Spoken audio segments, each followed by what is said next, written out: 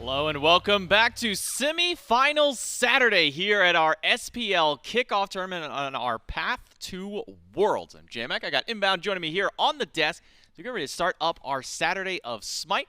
And we got two great semi-final matches for you guys, starting things off with the Styx Ferrymen and the Jade Dragons. Then we'll have the Leviathans and the Warriors at the tail end of our day. We can take a look at the bracket so you can see everything that you've missed up until this point. You haven't seen any of the quarterfinals just yet. Well, here's your results.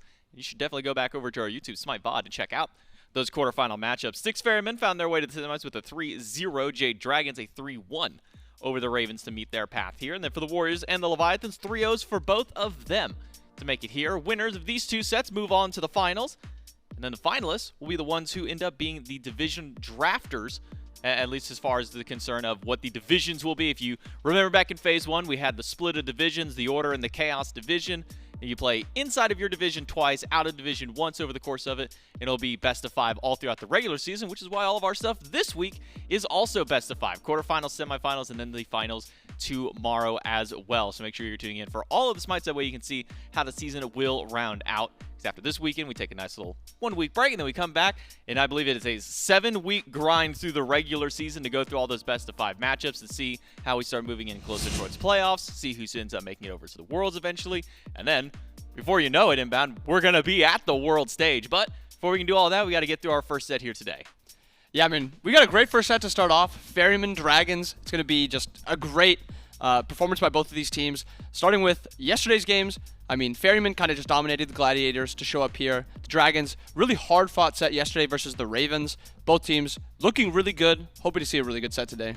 Yeah, so far the Dragons the only team that have been able to take anybody beyond just the 3-0. As you saw on the bracket, there was a 3-1 for the Jade Dragons, and every single one of their games really going the distance there. Average game time about 40, 42 minutes for these guys to find their win over the Highland Ravens. And it didn't kind of feel fully consistent with the squad against the Ravens. A lot of what we saw was some early game dominance out of the Dragons, and then, okay, our mid game may not be the most stellar, and then, oh, hey, now we're at our late game, and we have that late game team fight style of play. Yeah, and they also played some funkier comps yesterday. We had the Athena mid with a Pele jungle, just this full dive comp. It was really cool to see. I'm hoping that we see something else like this from the Dragons, because it's a style not a lot of teams are pulling out, and it's a style that's just really surprising, and if you're not prepared against it, it's very difficult to play against. Yeah, I think not just LASBRA having a great game and a great set himself, Nika also was able to have some stellar performances on there. And I think one thing that we'll definitely get to talk more about as we get kind of closer to picks and bans, but kind of the meta that's already starting to develop. We've seen, I've already checked through, we've already seen 62 unique gods played so far over the course of this weekend. There's been a few gods that have hit that 100% pick ban rate over the time. We look at things like the Raijin that's made its way, the Chernobog, but also notably that Wukong. A lot of teams have been showing priority to her, but so far Nika's the only one to find success on it. Yeah, kind of crazy with the gods showing so much prio also. A lot of top 3 picks on this Wukong. And Nika's actually the only one that's seen that win. So is it more of a Wukong's maybe getting overvalued, or teams are just not putting great performances together on this Wukong, and that's kind of the problem with it? I do think Wukong is still a great character. I think a lot of it comes down to just the team that's unfortunately losing.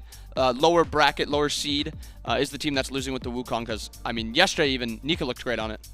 Yeah, I mean, even looking at these two teams, you know, we saw what the Styx Ferrymen were doing against the Gladiators. They were very fast matchups against the Gladiators that time.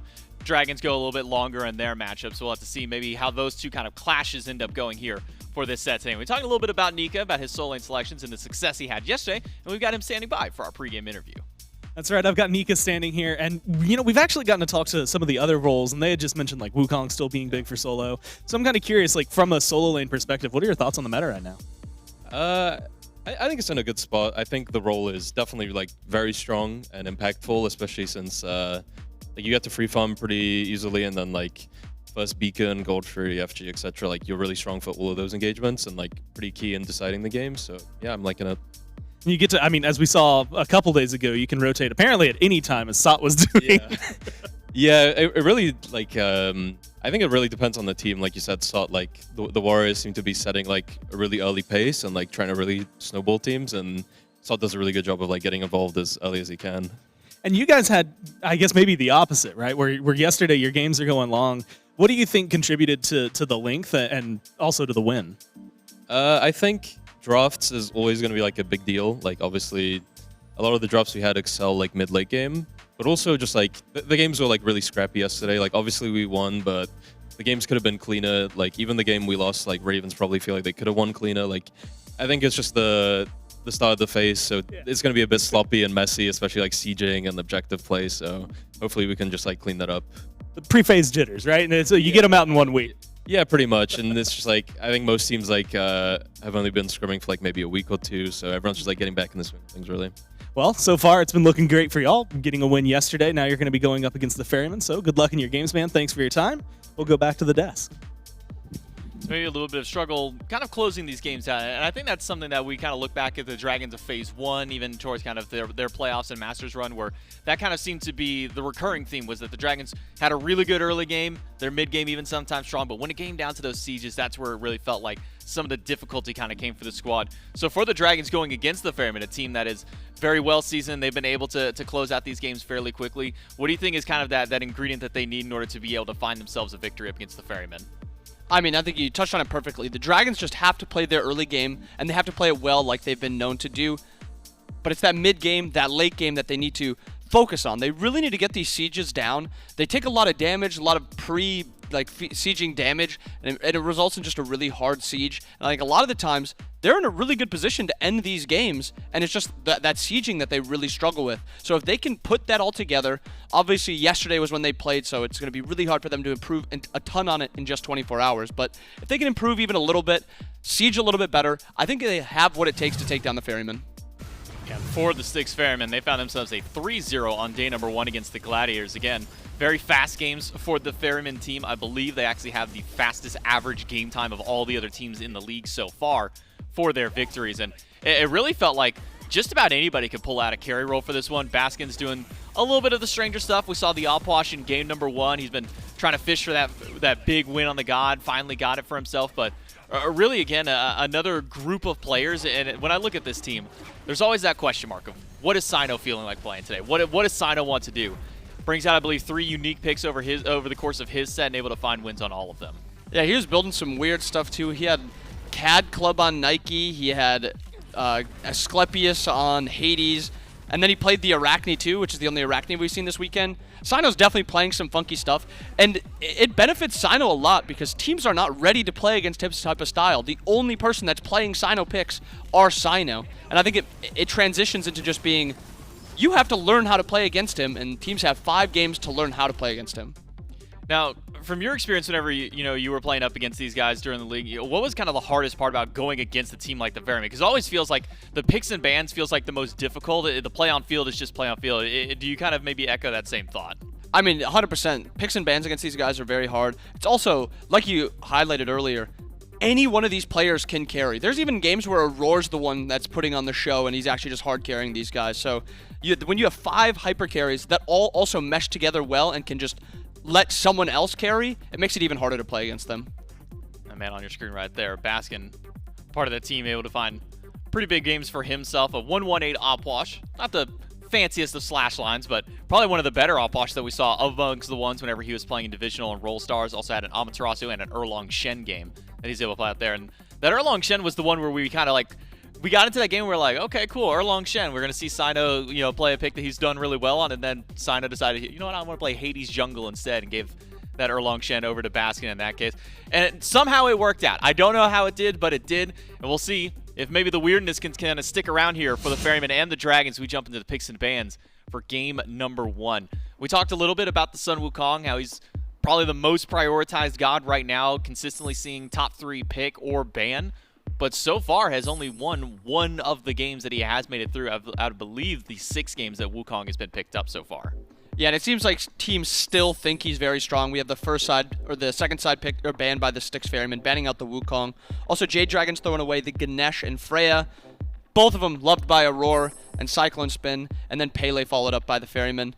Overall, not too weird for first 4 bans. We have Chernobog, who's seen a 100% pick ban, and Raijin still available, but definitely a possibility where these 2 gods are banned next. Yeah, kind of touching on, the Ganesh. We were kind of talking about gods that have been doing a whole lot of winning. So far our first quarterfinals, there's obviously only 12 wins out there.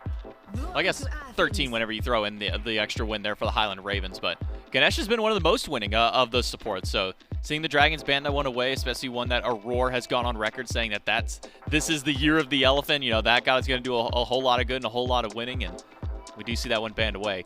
Now the Athena picked up, and I'm going to kind of throw this question over towards you is, do we see this one go to LASBRA? Do we see this one go back to Dardez? I mean, it feels like the flexibility of this god is through the roof right now. Exactly, flexibility. I think even solo and support, she's still pretty strong, and that's what kind of gives her strength. Kind of the same as Pele, where they're good characters, but what really makes them strong is just their flex potential. First picking a god that can be played in 4 different roles is going to make the Styx Ferrymen just look at the draft completely different. Well, speaking of gods that, on the opposite end, have not been finding a whole lot of success, Charon. So far 0-5 over the course of the event, and you pair that alongside Artemis, who has been doing a lot of winning, one of the most winning gods, at a 5-1 record for herself. Pairing that together in the dual lane feels like it could be a dangerous combination, but kind of in your mind, what is it really about Charon maybe that's been missing so far this event that's kept him from finding a win, or do you think it's just come down to maybe the teams that he's landed on? I think Charon's still a very good character, kind of in the same vein as Wukong, where it's more of just some gods are just bound to lose games, even if the god is still strong. No god is ever winning 100% of games. I think Charon has some weaknesses that have not been fully, the draft has not really fully helped the Charon in his weaknesses. But Artemis Charon is a really good pairing because Charon has no quick hard CC. Artemis really grants that with Tusky, so it's a really good pairing here. Very good first duo lane for this Ferryman team. Now, do you have a preference on, you know, the Artemis builds? Because we've seen the Bluestone Transcendence kind of ability style pick, and then we've also seen kind of just the tank shred style of Artemis, and then even a little bit of the crit. What's kind of your build preference, especially when you look at the already top 3 of the Dragons? I think both are very good. I think it depends on what your comp really needs. Ability Artemis is just, you drop your ult and you hit 3s on enemies and you do a lot of damage, but you do have a lot less DPS on objectives. When you have a Hebo, you don't really lack too much damage on objectives. He has a lot of consistent damage, and he's got really good secure. At this point, it's still hard to tell which one would be better to go. It's a lot easier when you see all 4 gods to see if he actually needs that auto attack damage. Also, Jade Dragons picked the Yemoja, which we've only seen a couple times, but I mean, all through her career, Yemoja's been one of the highest priored gods. No surprise we really see her. We saw Genetics also play her yesterday, and Mike's another really good Yemoja player. Yeah, I think we're going on now, well, almost 3 seasons that Yemoja has been in that conversation of top meta for the support role. Pair that over with a Xbalanque, feels like you got a pretty dangerous dual lane over on that side of the map. Either the ability to completely cut off a path or to just turn off the lights and make your initiation maybe that much easier. And the Styx Ferrymen with that Hebo, as mentioned, to round out their top 3. Bans are all in the, well, we'll call them the jungle in air quotes, because we do have seen some flex with the Raven and the Rat in the past, but Assassins, I guess, is the easier way to say that one out there. Even seeing an Arachne ban over against Cyno. Only had 1 game on the Spider so far, but maybe proved to be just a little too, maybe annoying, maybe not like devastating is the right word, but kind of annoying to deal with. I think Arachne's in the back of SPL players' minds as a god that maybe not a lot of teams are playing yet, but a lot of teams are scared of her and scared of what she can do because of just how quick her CC comes out now, how safe she is. That extra 10 units on her ult allows her to get over every wall in the game, and she just allows her to disengage a lot easier. And on top of that, she also has a lot of good matchups. So I think SPL teams are scared of her, and they just haven't put enough time on her yet to be fully, into it. And Cyno is just going to be picking whatever he wants, and he probably won a scrim with Arachne, and he was just like, this god's OP, I'm locking it in all the time. It's also just that faster stun, too. Really catch you off guard. The first time you play against an Arachne on the new patch and you're, like, instantly stunned, you're like, wow, that does not feel good to go up against. So maybe a little bit of extra that for those teams. Tier also, the final ban there for the Jade Dragons, and back over to the Ferrymen. Still needing what we'll assume to be their solo lane and their jungle, just because of the history that Paul has had on this Hebo pick. So I wonder what Cyno's cooking up now. I think that's always the question when you come to this Ferryman team, is what is Cyno, and even to an extent, what is Baskin feeling like he kind of wants to play up here? Is there anything that kind of jumps out to you that's maybe lacking on the Ferryman to kind of try and round this composition out? I think now they just need some good, safe dive. I think Arthur provides that. Just a lot of good damage that allows him to almost solo dive by himself and get enough damage off. He also saw those big buffs last patch where we actually haven't seen an Arthur yet. So now this is going to be the first time we're seeing an Arthur. And I'm curious to see how good the Arthur buffs actually made him. I think it was a pretty big buff for him. I think he's going to be a very strong character. And if he gets a lead, he's going to be dominating this game. Yeah, kind of the biggest buffs coming over to that King Arthur passive more than anything, making him just a little bit tankier, a little bit easier to stack up those tanky stats as well. not going to be the Arthur just yet. Still could see it maybe drafted by the Ferryman at the very back end, but instead, they'll grab a Hun Batz themselves. So a big CC initiation with that ultimate. You were kind of talking about maybe some of the weaknesses of the Charon. What are some of those weaknesses that kind of need to be shored up with some of the other picks for the Ferryman? It's that quick, instant, hard CC, and I mean, they've drafted around it really well. Artemis has Tusky. Root can be sometimes a hard CC depending on, luck factor, I guess, a little bit. Hebo's got the instant knockup, and then Hun Batz has Fear No Evil, which is that giant teamfight ultimate. So it really does help this Charon. It allows him to just fully commit to this peel factor, and it's going to be very hard to dive a Hebo Artemis Charon late game. Camazotz and Thor, the final 2 picks. Jade Dragons went up against this a couple of times yesterday in the Highland Ravens. Now they're going to draft a couple for themselves. So it looks like we might be seeing this Athena go back in mid based off these 2 assassin pickups there. Traditional duo lane from the Jade Dragons, but still keeping things interesting across the board. Speaking of, Baskin going to go over to Vamana. Has been seeing quite a few nerfs ever since his kind of reigning kingdom that he had over in the solo lane, but has now kind of been reeled back a little bit. What are your thoughts on Vamana for this team? I think Vamana can be an okay character in some comps, and it's comps where they can't stop the damage they're hitting you with, so your ult still has that long duration factor, and it's not that 4 seconds if nobody hits you. X-Ball hits you with his 2, this poison darts. Vamana can go into ult, and then that 4-second ult is now a 7-second ult, where Baskin can actually just run through the entire enemy team. There's no mage damage from this Jade Dragons comp. They have 2 Guardians for magical damage, but there's no big ult. Vamana, his passive allows him to build a lot of physical defense. It's going to be very, very hard to take down this baby. It kind of comes down to, can the Jade Dragons comp kill the Styx Ferrymen, backliners, the Artemis, the Hebo, while Charon is also peeling?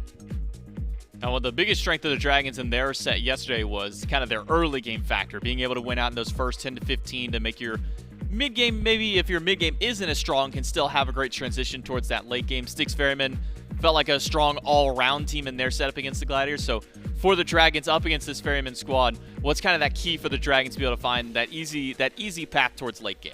Well, I think they can sustain very well. They have a good amount of sustain. Yemoja Kama provides that a little bit. I think if they can get off to an early lead, get this Kama ahead so he can just dive the Hebo kind of for free, I think it allows this Dragons team to kind of just snowball to a point where you just can't fight them.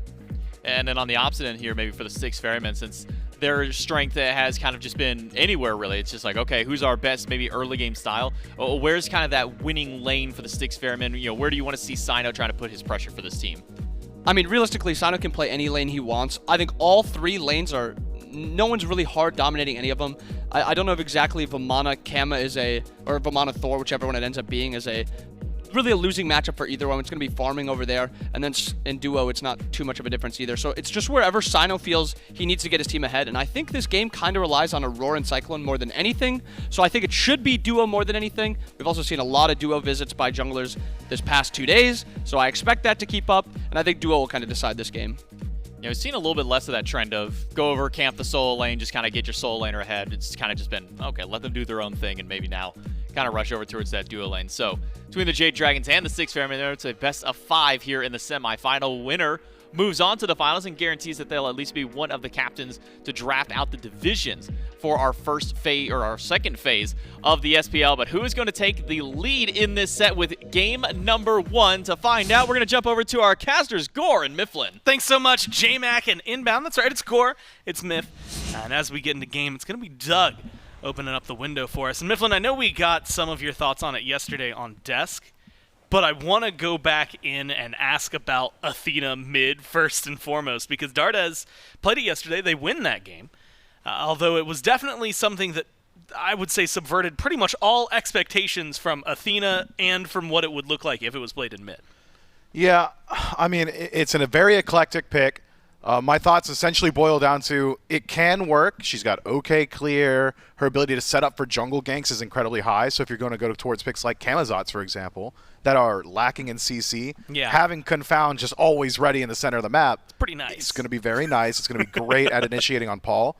But the issue with having your Athena mid and the issue with having a taunt is that it's going to cause everyone to hit you, and you're not exactly tanky. So you're more so playing as an assassin towards the late game. Throughout the early, your base stats as a Guardian should allow you to act as that initiator. But the crux, in my opinion, is I don't think it can work always. I think there is a IRL timer on Athena mid.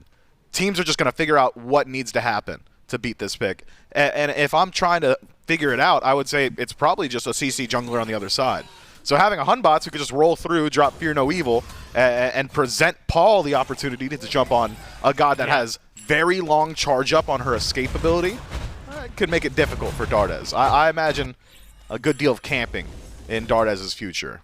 Especially when you also have the knock-up and everything available for you on the Hebo. Yep. So it's not even like it's just Cyno. Like, you drop a Fear No Evil, that's going to give you a massive opening late game, but then the knock-up, just to make sure that Dardez has an even more of a rough time. It could cause maybe some trouble for this Athena as the game goes on. We also have someone who we haven't seen in a little while. I'm actually surprised to see the Dragons getting scrappy over here in mid as of right now, but it's in this lane, exactly where I wanted to go. Thor, right, he has been over here. It has been kind of common, not unexpected to see Nika playing it, but the Vamana, who hasn't been around for a little while.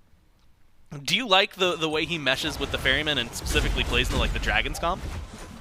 I think Vamana's generally just a plug-and-play pick. He doesn't have anything that is specialized. It's, hey, I'm going to jump into Colossal Fury, and I'm going to hold W, and I'm going to hold N1. You watch me get big. It's peak performance immediately. So Vamana is entirely dependent on whether or not itemization favors him or if he's in a good spot with his kit. I think he's in an all-right spot right now with kit, and I think itemization does favor him, so wouldn't be surprised to see a little bit more Vamana going forward. He also is in a decent spot considering some of the Hunter builds that we've been seeing recently.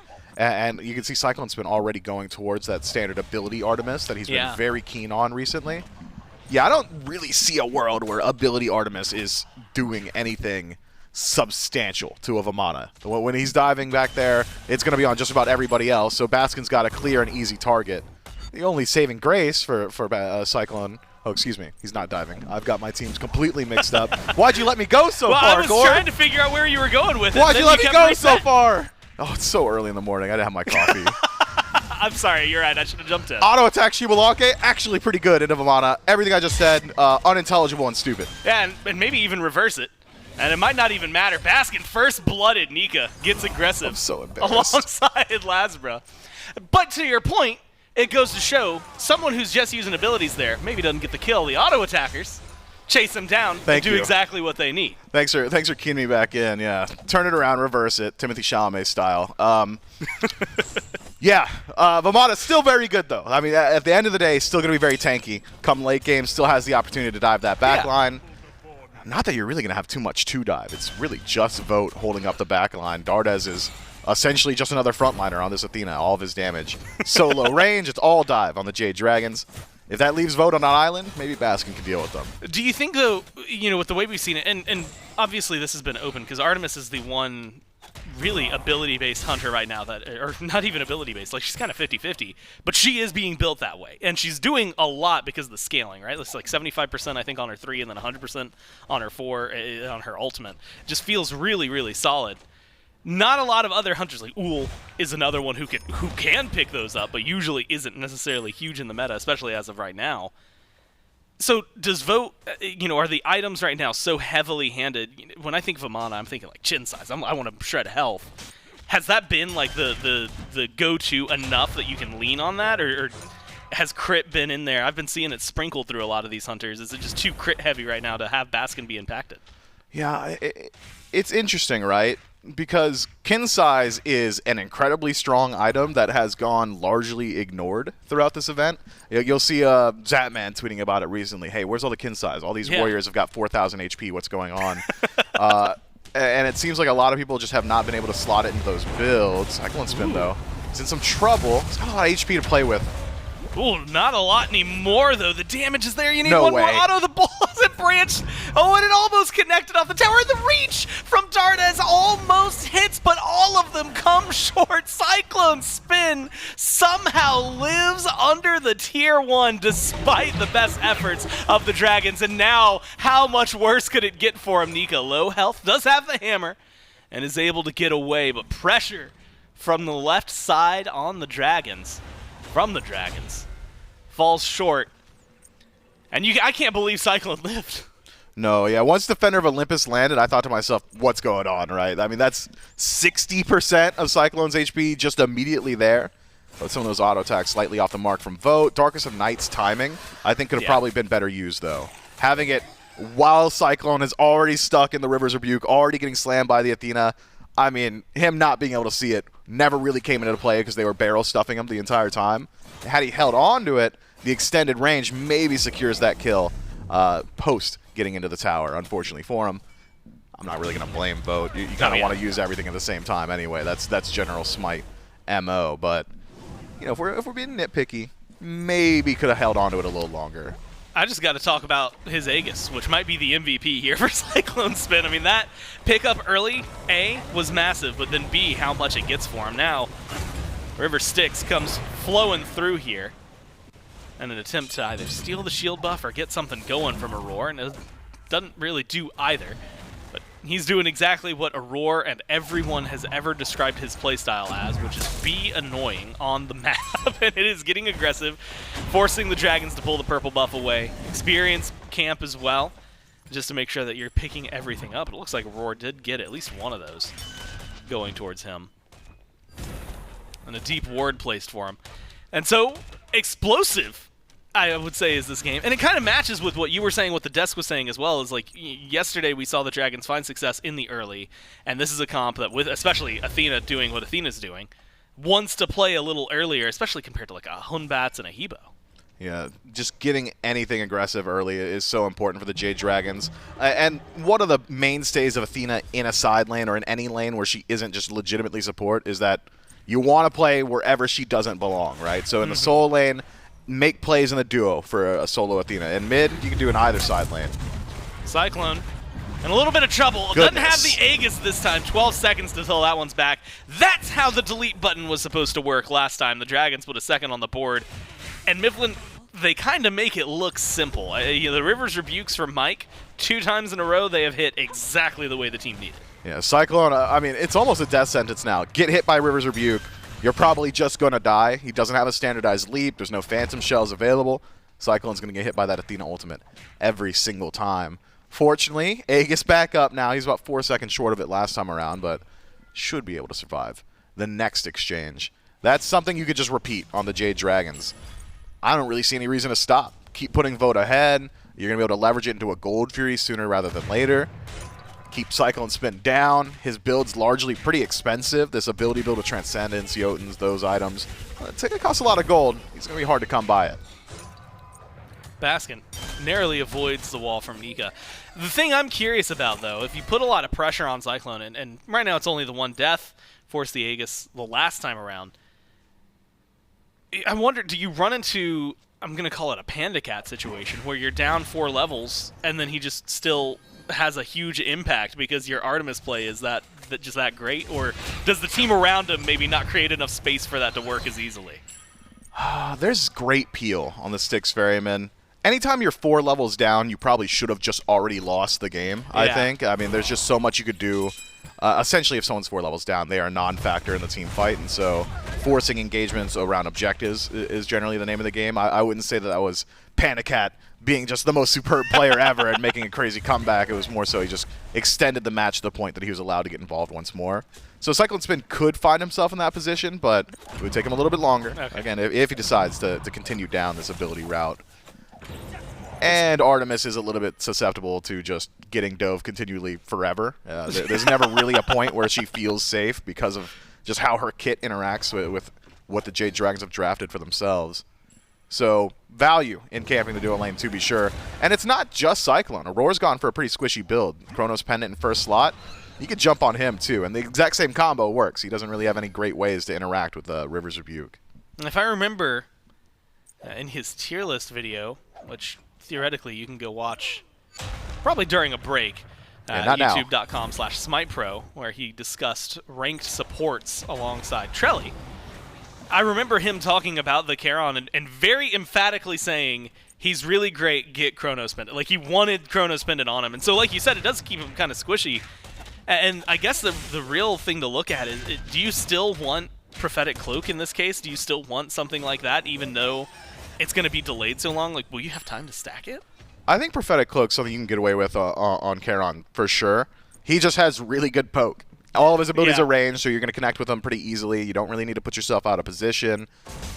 You might have a harder time like grabbing the physical cloak stacks if he decides to go that route, just because by the time he finishes the item, he probably won't be hanging out in the duo lane too much. But as far as just the ability to hit people, I mean, clearly, you got it. And I don't think we're worried about Aror playing aggressive. Now, you know what? That's on me for assuming that Aror would have trouble hitting people based on his career. So maybe a small moment in mid, as you mentioned, he has now rotated over. Still relatively squishy. We'll have to watch carefully to see how this duo between Dardez and Mike will work, right? And Athena alongside Yemoja is not something that I'm admittedly well-versed in side-by-side, say for the few games we've maybe ever seen with them both on the team. But even then, like you had mentioned, Athena, most of the time, even if it's the Dragons throwing or not in solo, being in the jungle. But it is going to be Mike, and the shield buff right now being pressured. The Ferrymen have 3 here, and they're going to secure that one. Let it go over towards Aror. Nothing too crazy happens. Looked like they could have gone in for a fight with Paul right there, but just don't need to. You know, I'd really like to see some more from Cyno now. And I understand he's taking a slower pace because he hasn't gone for Jotuns in first slot. You got to be a little bit choosier with your Fear No Evils because you won't have nearly as many of them. We'll get a little bit of CDR as he finishes up his recipe, as he gets that Hydra's done. Maybe if he's lucky, he grabs the blue mask as well. But just want to see some sort of pressure. If you could force a defensive beads out of Dardez or force the defender of Olympus defensively, all of a sudden CycloneSpin has pressure alleviated without even having to make a rotation all the way over to the duo lane. LASBRA has been getting pretty active around the side lanes, has been very active in the solo, so I guess that's been distracting Cyno a bit, but feels like a great opportunity to just jump into mid and make something happen there. It almost plays in what I was saying earlier. Athena wants to play in every lane that she doesn't play in herself. You kind of want to play in Athena's lane then. Do what she doesn't want to prevent some of that aggression. Hasn't really cost him too much, though. Seems the Jade Dragons don't want to play in mid, so Stygian Beacon to the Ferrymen. Yeah, I mean, that's maybe the biggest example. I haven't seen a 12-minute Beacon that when at least even without just a little bit of scrap, right? Like occasionally, like your mid laner at least wants to throw an ability out there. This time around, it was a very simple walk forward and capture it from the Ferryman. Nothing too intense. Maybe opens up an opportunity elsewhere. This shield buff has been incredibly popular. There's going to be a Fear No Evil. It is not going to be successful in stealing that away, so Vote's going to get the shield buff, and there's not a fight afterward either from the Ferryman. And so a couple things go wrong on left, and Mifflin more so. We finally get maybe a little bit of what you were asking for, but it doesn't really result in maybe what either of us would have been looking for. Not only that, but Cyno doesn't have the CDR yet outside of the bow. And I just got a major indicator of the thought process of the Styx Ferrymen. If Cyno is willing to drop Fear No Evil to contest a neutral camp just for a little bit of farm, they don't want to fight at all. They're trying to just slow down the game, meet the Jade Dragons at 30-some-odd minutes. So now it's on the Jade Dragons with that info. Hey, Fear No Evil's down. Let's make something happen. Gold Fury going pretty quick. It's already low. Bounce back and forth. There goes the wave. A little late. Damage comes in. The Dragons get that, but now the follow-through for the Ferryman is there. Low health bars here for the Dragons. Dardez low in the back. Vote low right next to Cyno. Needs a couple autos. The Aegis buys some time, but does not keep him alive. Bat out of hell from LASBRA. Gets him to disengage. Up to the sky goes Nika, and he's going to re-engage. Tries to land on Cyno. Misses the dunk and a leap over the wall. Gets Cyno out of there. Hammer, teleport. Closes the gap. Wall. Gets a stun, but the damage onto Paul, and more importantly, the number of Ferrymen nearby force Nika to fall back. And it is a small scrap. Vote goes down, but the Fury goes to the Dragons. I mean, it's a pretty worthwhile trade. Gold hasn't been adjusted whatsoever. It doesn't seem like it was worthwhile at all. We'll see some of that farm sort of stack back up for the Jade Dragons as they return to their lanes, start grabbing some of those buffs themselves. But even just removing the Gold Fury from the map has value in of itself. If you think you've got the potential now to drop the Pyromancer a little bit later, desyncing neutral objectives, even on an even trade, can create opportunities to establish leads a little bit later on. It's the Styx Ferryman, first on the scene for the Pyromancer, immediately pulled out. And Baskin's doing what he's been doing for the last 14 minutes, and it's WM1 onto Nika. And something tells me that no matter how much longer this game goes, it's just ballpark it at 15, right? That'll put us 30. I think he's going to be doing that for the rest of the game, too. W, M1. Just the style of play. Now he has a Runic Bomb as the Pyromancer goes over to the Ferryman, though, so at least answering objective for objective. We saw the charts a second ago after the Gold Fury, now with the Pyromancer as well. It's dead even when it comes down to gold, and experience is sub 1,000. You spread that across all 5 players. Keeps it pretty close, neck and neck. And more importantly, you know, you're only seeing the massive, well, quote-unquote massive difference for Aror right now, right down 1 level. I think it's massive for Cyclone to make it back to where he's at, and if they can get a kill on the Mike, which without a heavy investment doesn't seem too likely here, you're going to continue to see, I think, this team flourish. And like you said, the Ferrymen are looking to just prolong this game and extend it. And we saw the Fear No Evil on the shield buff last time around with no fight, and it was reminiscent. I think the first one that we saw this game was at the green buff, specifically to make sure Dardez couldn't take it while Cyno went for a steal. So he's just trying to farm up. Unfortunately for him, hasn't been able to match the farm of LASBRA so far, and LASBRA seems to have caught eyes on the Styx Ferrymen strategy. Hey, this is probably going to go a little bit later.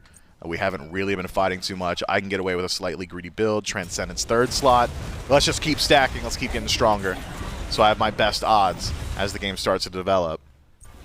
I really expected to see the Jade Dragons play a bit more aggressively, consistently, but it's the Ferryman in. Yeah, this Fear No Evil grabs Dardez, forces Bat out of hell. Paul, who got aggressive alongside Cyno, ends up going down first with massive rotation. Cyno had nothing to save himself and will go down second. You wanted to see him get aggressive. The Ferrymen lead the fight, but the Dragons end it.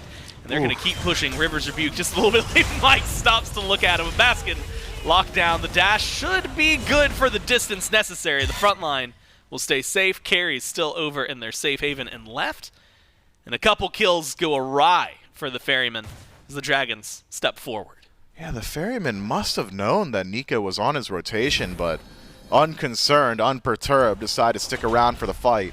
Paul's ultimate does a ton of damage, probably bolsters their confidence in the ability to take the engagement. Unfortunately for him, wasn't quite taking into account how much damage Nika was going to do to Paul immediately upon landing and separate the team fight. So it's the Jade Dragons once more on the win in the team fight. But is it the Styx Ferrymen who are just going to grab themselves another Stygian Beacon? It's not as good as it used to be, but it's still pretty good. Stacks a little bit more as well, right? You can go up to 6, I believe. So it's like you said, right now, 2 in. Probably not as great, but the first one they got unanswered. This one, there was at least presence from the Dragons, but they managed to pick it up. You know, if we're going to yesterday's timers for the Dragons games, then you're going to be sitting here and you're expecting at least 3 more beacons that if they capture, at that point, you're going to start feeling it. Like you said, the changes, though, that and what it gives, maybe taking not even that much away from the Ferrymen. We'll see if they can do something with it. Aggressive on the green buff, on the Mike specifically. Bully the Yemoja has been the gameplay, and it's just to create some space. Primal Fury is up over here on left. Aror's going to pull it. The Dragons do know what's going on. Baskin spots them all out. A 5v5 rotation. And unless they find a good pick here, it's not going to be massive. Good taunt. Goodness. Into some damage from Nika. But I don't think the Ferrymen want to catch anything here. The Dragons, yeah, are definitely hitting way too hard after seeing what Vote was able to do with just a few autos to Cyno. And I think that's going to be a retreat from the Ferrymen to let the Dragons just have this space. Yeah, Dardez is in such a good position now. His damage incredibly high, and now with Magi's, it's not nearly as easy to jump onto this Athena. Feels like you maybe missed an opportunity on the side of the Styx Ferrymen. Those Fear No Evils have been largely used defensively. So Dardez now makes contact with Paul, but make no mistake, it may look like Dardez lost that fight, but that is a high-value trade. Crushing Wave, very necessary for the Ferrymen. It could have been big around a Pyromancer, which is what Paul was looking for to begin with. Now that's been picked up. Ferrymen are going to be able to get the second Pyromancer this game. River's Rebuke thrown out. Cyno's low in the back, and that's going to be a kill over for Dardez. Now aggression from Nika. Dunks in, finds Baskin. The lockdown's good for a little bit, but now Big Baby goes crashing through. W and Mouse 1. It's what he does. Taunt good from Aror. The Fear, I should say. but it doesn't necessarily fund what they need. Paul has nothing to work with. No health bar left. Dardez dashes under the tower. Finds that one. Baskin. No ult, no health, no healing. Gonna get slowed by LASBRA. The chase is on. The stun is good. And the kills just keep rolling through for the Dragons as they find 3. Yeah, the Ferrymen are just all over the place, aren't they? No significant grouping, losing out on resources a little bit early on in the fight. Cyno, a slight overstay, gets essentially soloed out by LASBRA. Tough stuff. And the Jade Dragons always good at pushing the lead when they've got it. Fire Giant. I mean, it's just Dardez nearby to try and zone out, but there's no one on the Styx Ferrymen anywhere within the zip code to even contest it. And so the Jade Dragons, that's a clean win for them. The Styx Ferrymen, I mean, they're just not team fighting, Gore. They're just not grouping up. Haven't seen a Caledonian Boar, haven't seen the Fear No Evil. It's a strong initiation composition from the Ferrymen, but they're kind of letting the Dragons choose every fight. I haven't been the ones on the forefront of anything. Blows my mind, though. Fire Giant goes over power play here for the Dragons for a while. And what has ruined me in this case is the fact that I'm realizing... Oh, is he good? Oh, man, no way. There's no way. Okay, Cyno's going to get out of there. Dardez is putting in the work on the board.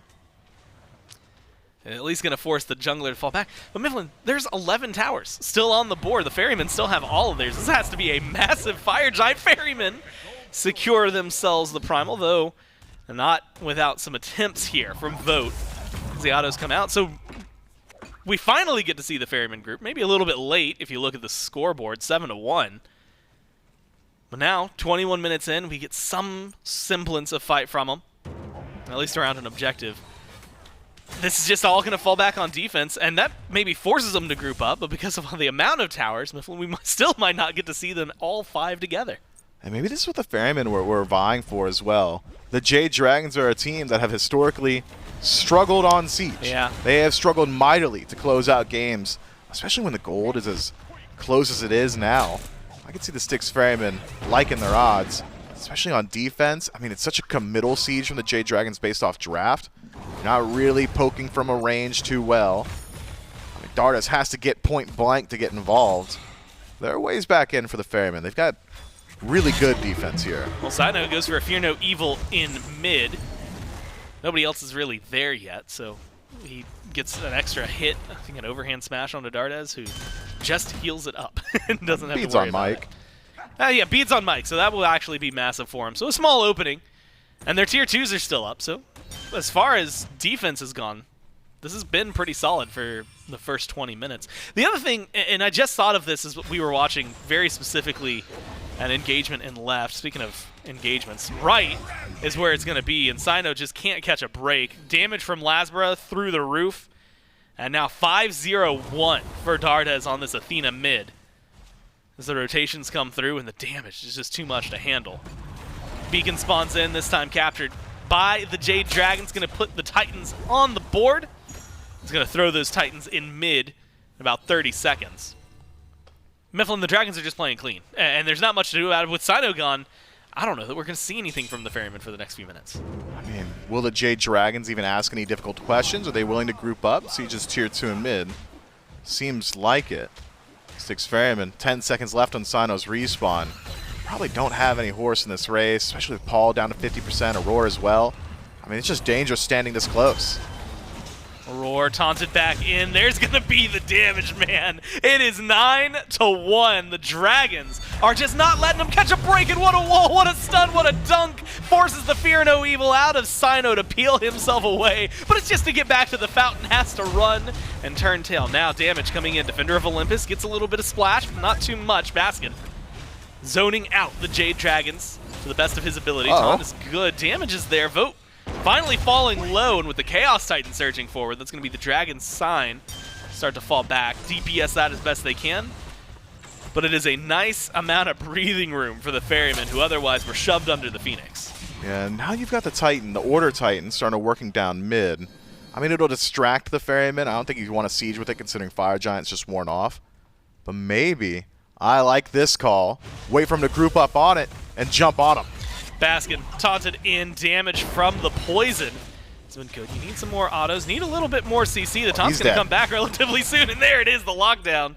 Takes them a little longer than they would like, but Nika goes over, protects the Titan, is going for Certainly it, finds not. a wall onto Paul, looks for the damage, didn't quite have it. Up into the sky, though, and he looks for the dunk, finds it where he wants it. Autos are good, and Nika puts the 11th on the board for the Dragons. They are running through the Ferrymen right now. Cyno taunted in, killed off. Phoenix goes down. They've got a low health bar in Nika, but 4 healthy members, and the Titan still with them as they walk into the Titan room of the Ferrymen. Cyclone pushed out. River's Rebuke creates the walls, and all they need at this point is a little bit of damage, and they've got plenty. The Titan gonna fall down as they play with their food, and game 1 here goes to the Dragons. I've got only good things to say about the Jade Dragons.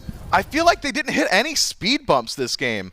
The weakness of Athena mid is playing in mid. They didn't have to do that. They just played through the side lanes. Yeah. Nobody punishes them there. Nobody even trying to get involved in mid from the Styx Ferrymen. Team fight phase is what the Ferrymen were aiming for, but they fall so far behind, around 2,000 by that 18-minute mark, that it felt like they were no longer willing to take that team fight. And then if you're drafting for that and then not playing around it, what are you going to do just about ever? I can sing praises of the Jade Dragons just about forever, ad nauseum. I really don't have a single nice thing to say about the Ferrymen there. I mean, they just didn't play Smite. And you know what? I like the way that you handled that, though, because there's like the if you can't say something nice, don't say it at all. And Oh, I I've think said the it still. Ferrymen. Oh, well, yeah, true. I think the Ferrymen would like to sweep that one under the rug and move past it. It is very reminiscent of what we saw a couple of days ago when we were watching the Hounds play. I guess it was maybe even yesterday, where it's just the no speed bumps. The Dragons just got to play, as you said, the game they came in to play. And it works for them. They ended up, 12-1 towards the very end. The kills, the fights, the objectives, everything they needed goes their way. Now they're up 1-0. We'll find out if they can continue this with their Ferrymen. We'll show back up in Game 2 right after this.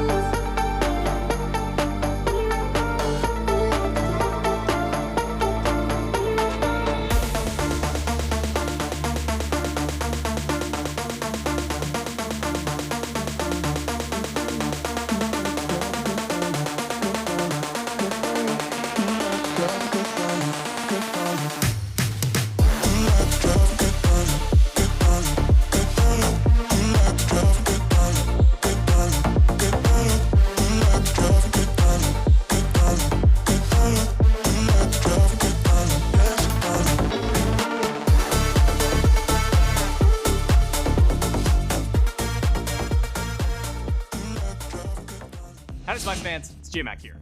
Your casual and ranked games got you down and looking for something a little more competitive? Well, we got just the thing for you. Check out our community esports, which hosts a plethora of events where you can play not just with your friends, but even sometimes against them. We've got just about every type of community esport that you can imagine. Long-form leagues mimicking the pro and amateur circuits, draft-style leagues if you want to spice things up and play with a whole bunch of different people, or if you're just in the mood for the occasional tournament, we've got plenty of those happening weekly, monthly, and sometimes even more often than those. If leagues are your thing, we got plenty to satiate that competitive appetite. Albion Giants, Quack and Smite, and Glarious Smite leagues are just a few of our many orgs open to join. Give them a check and see what fits you best. If you've never seen a draft-style league, then you're in for a treat.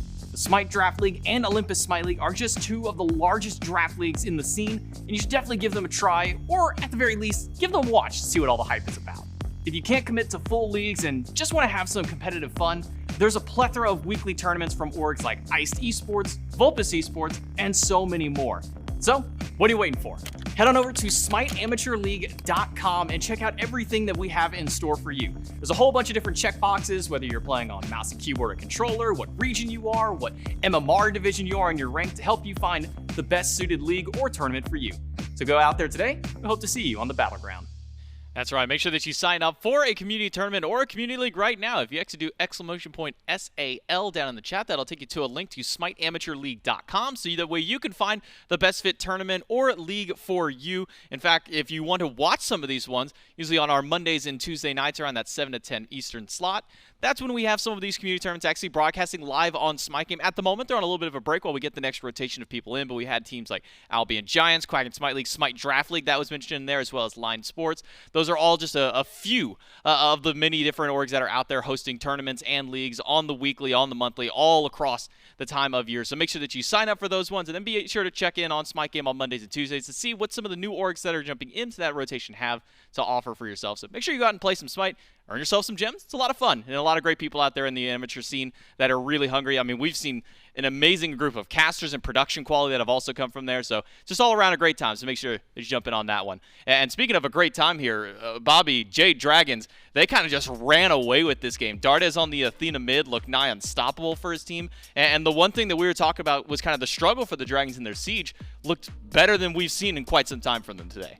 I mean, exactly. I think today that Athena was just used for the side lanes a lot more like it was yesterday. And then that mid game, they didn't have that same struggle that they did against the Ravens. And I think that shows just from that first game to this second game how much you can grow when you have just like these SPL experiences under your belt. That one game from last week or from yesterday to this game today, Dardez looked so much better in the mid and the late game. And then, as you said, just phenomenal sieging. It's just night and day difference from this game and last game. I think the Ferrymen kind of had a rough go about it. I don't think they really had any standout. I think it was just across the board. The Dragon just kind of won every lane. They kind of just outplayed in every position. And there wasn't a ton that I think that the Ferrymen can really even take away from this game other than just reset, move on to game 2. Mentals just reset, and that's all they need to do. Yeah, it really did feel like Dardez kind of controlled the different states of the game on the Athena, constantly going over to the dual lane. Really felt like CycloneSpin wasn't given much room to breathe on the Artemis. Did go for that ability style of play, but didn't really get the opportunity for that style of build to come online either. And kind of the same can even be said for Baskin on the Vamana. Didn't really see much action coming from that pick fight. Like it was almost kind of a dead lane over there for a while. I mean, I think that's exactly it. You look at these gods, the Vamana, you look at the Hebo, the Artemis, you need to get to late game. Your gods don't really spike in that mid game. I mean, 11k for Hebo, 11k for Cyclone. It's just not enough damage, and they needed those starters. They needed those starters finished to start actually popping off and getting some damage done. Well, Jade Dragons take a lead in the set now, 1-0 in this best of 5. Styx Ferrymen need to find a way to bounce back. So for you, Bobby, what's kind of maybe that thread line for the Ferrymen to try and find that pop back in? Is it a change up in the draft? Is it a swap of play on field? I mean, what's kind of that factor that the Ferrymen need moving into game number 2? I mean, I think you got to start from the draft. This Athena's got to go. The Ravens lost to it yesterday, and then they banned it away, and it started looking a lot better. The Ravens looked like they started to improve. Because like I said, if you are playing against these weird type of gods, these weird styles, if you're not practiced against it, you're going to have to either learn in this one set or you're just going to keep feeling just awkward against it. That Athena mid doesn't play like anything we've ever seen, so it's just different. I think you ban away that Athena, start with a different draft somewhat, maybe get Cyno on something that can get involved a little bit earlier. I think Hunbots is something where kind of play for team fights. I think I'd prefer Cyno on something, even like the Arachnes. I mean, even the Hades yesterday, he looked a lot, or 2 days ago, he looked a lot better with. Well, we'll see if that Athena does get banned away by the Ferrymen. We jump into picks and bans for game number 2. This time the Ferrymen going to be in that first pick spot for themselves. See if they can grab a priority pick away from the Jade Dragons. There will be a Sun Wukong and an Athena ban by the Ferrymen. So not going to let Dardez have the field day that he's had in his last couple of days now. Opposite side, Jade Dragons take away Freya and Chernobog. Chernobog still the most banned god, at least of this event so far. Only a single game that he's been let through. That was a win for him when he was. Every other game since, though, has been direct ban away. And speaking of bans, a player who has received exclusively this one ban, for some reason, I don't know what's been happening in scrims, but nobody is letting Dardez touch this Morgan. When you think about Dardez, there's a few gods that come to mind. We saw Morgan, we see the Athena now, I guess, and we see Hera. Those are like the 3 Dardez special gods that you kind of don't see any other mid laners play. I think it's a good throwaway ban. It's something obviously Dardez is really, comfortable on, and we don't know scrims, but there's always a chance that Dardez is practicing that Morgan. So far, his most played god, the Morgan, at 78 games he's played competitively on it. AMC, the next one up there, but we don't really see a whole lot of AMC anymore, ever since kind of Marty popped through. But Skinesh, another ban here for the Jade Dragons. And we're going to see the Raijin again. This Raijin has looked very, very good. It's have a 100% pick ban. If this is something the Ferrymen go for, it allows you to build your comp just kind of however you want, and you just have that really, really good first pick with very few counters. Maybe Pele instead? Maybe? Well, I mean, if we look so far at kind of just the stats from the two, while Pele hasn't really been up there as that, end-all, be-all kind of one, it kind of feels like it, though. 5-1 in the games that she has been able to kind of make her way through there. Raijin, only 3 games he's gone through, sitting at 2-1 for himself, so Ferrymen putting a lot of favoritism towards this Pele versus the Raijin. Pele has that flex potential also. Maybe there's always that worry that it can go mid, it can go jungle, it can go solo. When you play Raijin, you're putting the Raijin mid, so maybe there's a little bit more favoritism towards the Pele just because of her flex potential. But this leaves the Dragons to this really good counter pick slot where they have this Raijin available, and then they have another counter pick also. This seems like a pretty good setup draft by the Dragons. And in fact, if we are talking about the Pele and the flex, it was the Ferrymen who were the first team that put Pele in the mid lane here in this event at least. Paul, 2 games in his previous at 6-1-4, 6-1-7 for his slash lines on the Pele, so maybe wanting to give him something they can pop off on. But when the Pele gets left there, or gets picked up, and you leave the Raijin available, the Jade Dragons will scoop that one right up. And then a Rom. God, that we haven't really seen a whole lot of priority towards this event. Hasn't been picked up just yet, but top 2. I mean, what are your thoughts on a Raijin and a Rom as a combination for your top picks? I don't know exactly what the Rom is doing here. If I was to be the Dragon spot right now, my thought would be, if they think the Rom is comfortable as a second pick, they want a third pick that is something that you can really counter pick heavy. So maybe they're really going towards that Hebo. They really want to play Hebo, but they're a bit worried that maybe Fenrir's going to get locked in, or some other of the Hebo matchups that aren't as easy, Camazotz, stuff like that. So if they're picking Rama here, Rama's not a god that gets countered. You don't pick Rama and then you're worried about what the enemy team is going to pick. And Terra also with the Ferrymen. Again, another pick that just allows you to play kind of however you want. Really open draft. With Yorm now, you're kind of committing a little bit to a dive-oriented comp. You have Pele, you have Terra, you have Yorm. All 3 gods do a lot of damage, and they have a good amount of control too. So when you kind of draft these, these dive style of comps, Pele, Terra, Jormungandr, they're not going to want to sit back. They're going to want to be in the enemy backline. Where does that kind of leave, if this Pele is going to Paul, I guess, you now throw jungler, Cyno, whatever he wants to kind of dive in there. What does that leave for CycloneSpin? Does that kind of push him into, you need to pick a very safe hunter? Or is this one you would rather see Cyno just commit with that dive and grab just a full 5-man squad? I think both opportunities are very dependent kind of on what they just want Cyclone to do. There's always the opportunity of gods like Bog, Apollo, gods that can help with the dive and also can play somewhat safe. And then there's just the all-in, I'm jumping in on her type of god that you are just committing with the rest of your team. You don't want to be left alone by yourself, because if you do pick something that can't really get in there, playing something like AMC and then your entire team is diving, you're just going to be left alone. And a lot of the time, you're just going to be killed before a fight even happens. Well, Jade Dragons round out their top 3 with Cabrakan. Only seen him one time so far. That was played by Awesome Jake on day number 1. Wasn't able to find a win just yet. We'll see if the Dragons can make this Cabrakan work. And kind of talking on the Cabrakan, what do you kind of feel is his flexibility right now? Is he kind of back to still just being that support only? Do you think that he can flex over towards jungler solo again? What's kind of Cabrakan's position now with his new changes? I think he's a really good solo laner right now. I actually think that's his best role, even over support. And I think it's a bit of a counter matchup here. Yorm really easily procs Cabrakan 2, allowing him to get his stun off a lot more. And he's one of the few gods that actually has the damage and the ability to clear waves as well as Yorm does early. I think he's a fine support. I think he's an okay jungle. He really struggles with clear in the jungle, and I think a lot of junglers do not want to be under tempo of the enemy jungler. So it's always a risky play playing Cabrakan in the jungle. I would expect this to go to solo, but I wouldn't be too surprised if Mike does take it into support. Well, the bans show that not even the Ferrymen are fully sure where this Cabrakan is going. Do see a Camazotz and a Yemoja ban by the Styx Ferrymen, Jade Dragons. Take away a couple of those auto-attack-centric gods, the Olorun and Martikros, which Marty has really seemed to have kind of fallen out of the limelight for a while. I mean, at one point in Masters, we're looking at him, he's nearly 100% pick ban rate. Now it's kind of fallen by the wayside a little bit. Not as many players that are kind of prioritizing. Do you think that the changes that came to him, some of the nerfs that he received, were just enough to kind of push him out of that top spot? Yeah, I think exactly that. I think the nerfs were enough. His early game feels worse. His mid game feels worse. His late game feels worse. He's still very strong, but it's just at all points he is just worse than he used to be. And then we see an Arachne from the Dragons, our second Arachne, and it's against the team that played the Arachne first.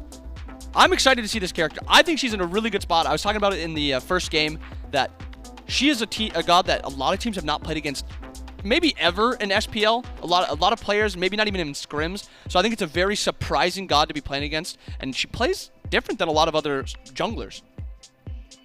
This might be maybe one of the oldest kind of groups of players in SMITE as far as competitive play goes. Well, may not all of them SPL for a long time, but at least, I mean, I'm even looking at LASBRA. I'm thinking back season 3, 4, 5, kind of his time during the SCC at that point. So now it was never really a time for Arachne to be a favorite pickup there. Definitely a ranked style of god for that selection there. So with the Arachne, I think we can kind of tune in a little bit onto there. What kind of build style do you really see from an Arachne over anything? Do you go the full auto attack? Do you get some crit in there? Do you kind of go this mix? What's the kind of Arachne style of play you go for right now? I like the one that's just mostly full damage, but you have a couple hybrid items. You have the Sekhmet Scepter and the Vital Amplifier. I think it was Scream that brought it out first, or he played it a lot in Ranked. And your 1v1 potential is insane. Your cooldowns are always up, and your damage is increased by a lot too. And now we see the Cyno Chaac in response to the Arachne. I mean, I love seeing Chaac, but I like seeing it in solo lane a little bit more than I like seeing it in jungle. What's kind of the differences between the Chaac jungle versus the solo? I mean, solo lane, you get real beefy. Jungle, you kind of do a lot of damage. Is that really kind of the only big difference there, or is there more kind of fine-tuning with the Chaac jungle comparatively? I mean, Chaac solo has death by 1,000 cuts type of style, where it's just a bunch of abilities getting thrown out 100 times with his cooldown from his passive and Sekhmet Scepter. And then you look at Chaac solo, and a lot of what Cyno does to do like a good amount of damage and just a good amount of zone control with his 1-3 combo. It's a completely different style. It's a very weird style, but Cyno seems to like it a lot. Well, now the Ferrymen are going to have to also deal with a Sylvanus on the opposite side for the Jade Dragons now drafted up. So does at least lead me to believe this Cabrakan will be going over towards Nika in the solo lane. So we'll get to see how it matches up against the Jormungandr in that direct matchup there. But kind of just looking at the dual lane, you have Terra on her. On the one side here for the Styx Ferrymen, Jade Dragons, you look across there, you have Sylvanus, Ram, feels like fairly even clear between the two. Where's kind of the edge come out for those dual lanes? I think the Sylvanus Rama actually has a pretty decent amount more clear potential. It's with the fight potential that kind of goes in favor of the Ferryman. Terra, when she hits 3, when she has an ability, a point into every ability, and she has all access to all of them, she starts to be able to clear kind of on her own, and Honor can kind of help with that. But I would put it in favor pre-3 to the Sylvanus Rama, and then once level 3 hits, this is going to be a lane that could be very, very bloody, or it could be kind of a farm it out lane. Both junglers have very good ganks into dual lane. So again, we've seen a lot of play into this dual lane this entire tournament, and I expect that to continue here. All right, well, you want to hear something fun, Bobby? I love fun stuff. I've been given a little bit of a insider tip as to where a couple of these picks are going. And it's not entirely where we expected. This Raijin's going solo. And is Cabrakan's going mid? The Raijin's going solo. Raijin's going solo. At least that's what I've been told, is that Raijin is going to be going solo for Nika. So we know what Raijin can do as a mid laner. Tons of, burst damage, or a little bit of burst, but more so kind of that damage over time. You get that Raiju taking through. What's kind of the difference of a Raiju mid with a lot of damage versus a Raiju solo, where I imagine maybe a little bit more kind of bruiser style? Yeah, I expect a bruiser style from Nika, but you never really know. There's always a chance that maybe this Cabrakan just feels better full damage in mid lane. Dardez has now played the Athena. He's played one Guardian in mid. Maybe it's just a comfort thing for Dardez, where right now he feels really comfortable on those Guardians. But this comp kind of transitions from this front to back comp where it's Sylv, Raijin, Rama kind of all together and playing just to kill who's ever diving. And now it's Cabrakan's diving, Arachne's diving. Raijin is going to be somewhat diving now too. Sylv might even have to turn into a dive god, and then it's Rama kind of by himself, just going into the air and just raining down his ultimate onto the ferrymen. So now this is almost two dive comps playing into each other, and it makes those squishy characters all the more important. So you're imagining this might be maybe a more kill-heavy style game, a lot more team fighting kind of playing through. Yeah, exactly. I think it is a lot more damage. Cab probably one-shots harder than most gods in the game when you build him full damage with a poly. I'm curious to see if he goes Boombas or if he goes something like Rang does on his Cabrakan. I don't know if it changes entirely of what Guardian he's playing, or if he just really likes the Boomba cooldown resets, especially with Cab's 3 change, where now it's 3 seconds, and Boombas just reset your cooldowns even more. And that is not a fun style to play against. Cabrakan's always got abilities up, but I'm really curious just to see how Dardez is going to be building and how he's going to be playing. Same with Nika. We'll have to see which of these two teams comes out on top. Who can get to the 2-0 lead, or will it be a tie game? Let's jump into game 2. Well, thanks so much, J-Mac, and Inbound. So we jump into it. And Mifflin, I'm going to start things off. When I heard J-Mac say that things were going to be different than what we expected, draft-wise, I thought for sure, and maybe it was just like hopes and prayers of my own, that I was like, okay, Chaac mid. It's going to be Chaac mid. That's going to be at least like maybe a little bit better than what we've expected. I'm kind of curious, I guess, maybe on I mean, we've talked about Chaac jungle before. I think we've both gone on record as to where we stand with it. But Cyno has made it work, and sometimes it's fallen flat. So going up against what it feels like almost a tier list run from the Dragons, is this Cyno Chaac in the jungle going to be able to withstand or even keep up with the Arachne? Keeping up with Arachne, I think, a tall task. That's going to be really difficult, especially once Golden Blade's available to LASBRA. I think you just outpace and farm. But as far as keep up with LASBRA in efficacy and ability to participate in the team fight, I think certainly. I had thought that the Jade Dragons had essentially just 100% draft diffed the Styx Ferrymen until I heard the Raijin was going into the soul lane. Now that we know it's going to be like full damage Dardez mid on Cabrakan, Cyno's got a really decent interaction into that. Cabrakan has to barrel stuff just like Athena, even closer range actually. Having a large AoE knock-up CC silence, yeah, I mean, could really put a stopper to the aggression of the Jade Dragons. But even then, it's not as if the Styx Ferrymen are looking to stop her, the Jade Dragons. The Styx Ferrymen, this draft does not say to me, yeah, I'll just peel for like one guy and he's going to pop off at a range, right? You don't have a Thoth. Paul's not on one of his mages. It's an assassin. Top to bottom, it's dive. It's dive city from the Styx Ferrymen. It is hyper aggression across the board. Every single one of their picks in the team fight can hold W. There is not going to be a frontline backline split. It's all frontline. And in that world, I mean, Cyno's just going to be another guy there doing a big AoE damage. I don't hate it. Could it have been something else? Sure, but he plays this a lot. I'll say that. Yeah, and you know what? We'll see, again, if he gets the job done. I know Inbound and J-Mac were talking about the fact that we saw a lot of dual lane pressure. Cyno's over here. He's going for the shield buff. LASBRA has been spending his time over here, and this has showcased exactly what these stuns are capable of. The autos are great from the Arachne, and it's in the solo lane that he gets the kill. That's not okay. And to make it even better, it's not just into the taunt, it's the return taunt, because earlier he went for the same kind of play, didn't quite have the damage to kill off Baskin. Baskin was hitting him with it. LASBRA makes sure that he knows what's up. Yeah, LASBRA might just do it again. Oh, and he got the stealth. Okay. Oh, yeah, he's dead. He's dead. That's miserable. Welcome back to lane, buddy. This one goes over to Nika, so at least they're spreading the love around a little bit. And Paul's getting things done in mid in terms of damage onto Dardez, but that is unfortunate. Now has to walk the long way around. for Baskin. And it is not a comfortable start. Whoa. Nice. Good pull from Mike. It's not going to amount to too much. Now I'm really stressed about the Arachne, if I'm honest. Although, because of the focus on solo, has allowed Cyno to get a little more farm. And so technically, LASBRA's fallen slightly behind. Yeah, you're falling into the trappings right now that I used to when I play. If you're ganking so much and then you look at the experience of the other guy and you're like, wait, am I actually behind? No, you just haven't collected your farm just good yet. point. So LASBRA's going to get there pretty quickly, and he's going to have the additional farm of having gotten a kill and an assist. So he'll be just fine, and we'll be keeping it in line with Cyno. He can't keep it's doing not gonna this. Happen again. It's going to happen again. Stop. He's dead. He's He dead. doesn't have. He doesn't have anything he can do. Poor Baskin. Oh, from taunting after a survival to 3 times in the ground. Not even enough gold to get his first item. Yo, I just picked up my blue buff. Guys, I have restored artifact. Oh no, no defense ever for me. Baskin, yeah, his game's chalked. His game's chalked for sure. And Cyno's not playing a god that can roll through and like help either. That's tough. Oh, Vote getting poked out here. Has to play carefully. Luckily, the tower's there. Mike just off the mark with the pull. But LASBRA rotating in low mana bars for Aror and CycloneSpin. A good spot. LASBRA with his ult. And again, it got a small increase on distance. And Inbound was talking about it, I believe actually in game 1 picks and bans, how now you can get over any wall in the game.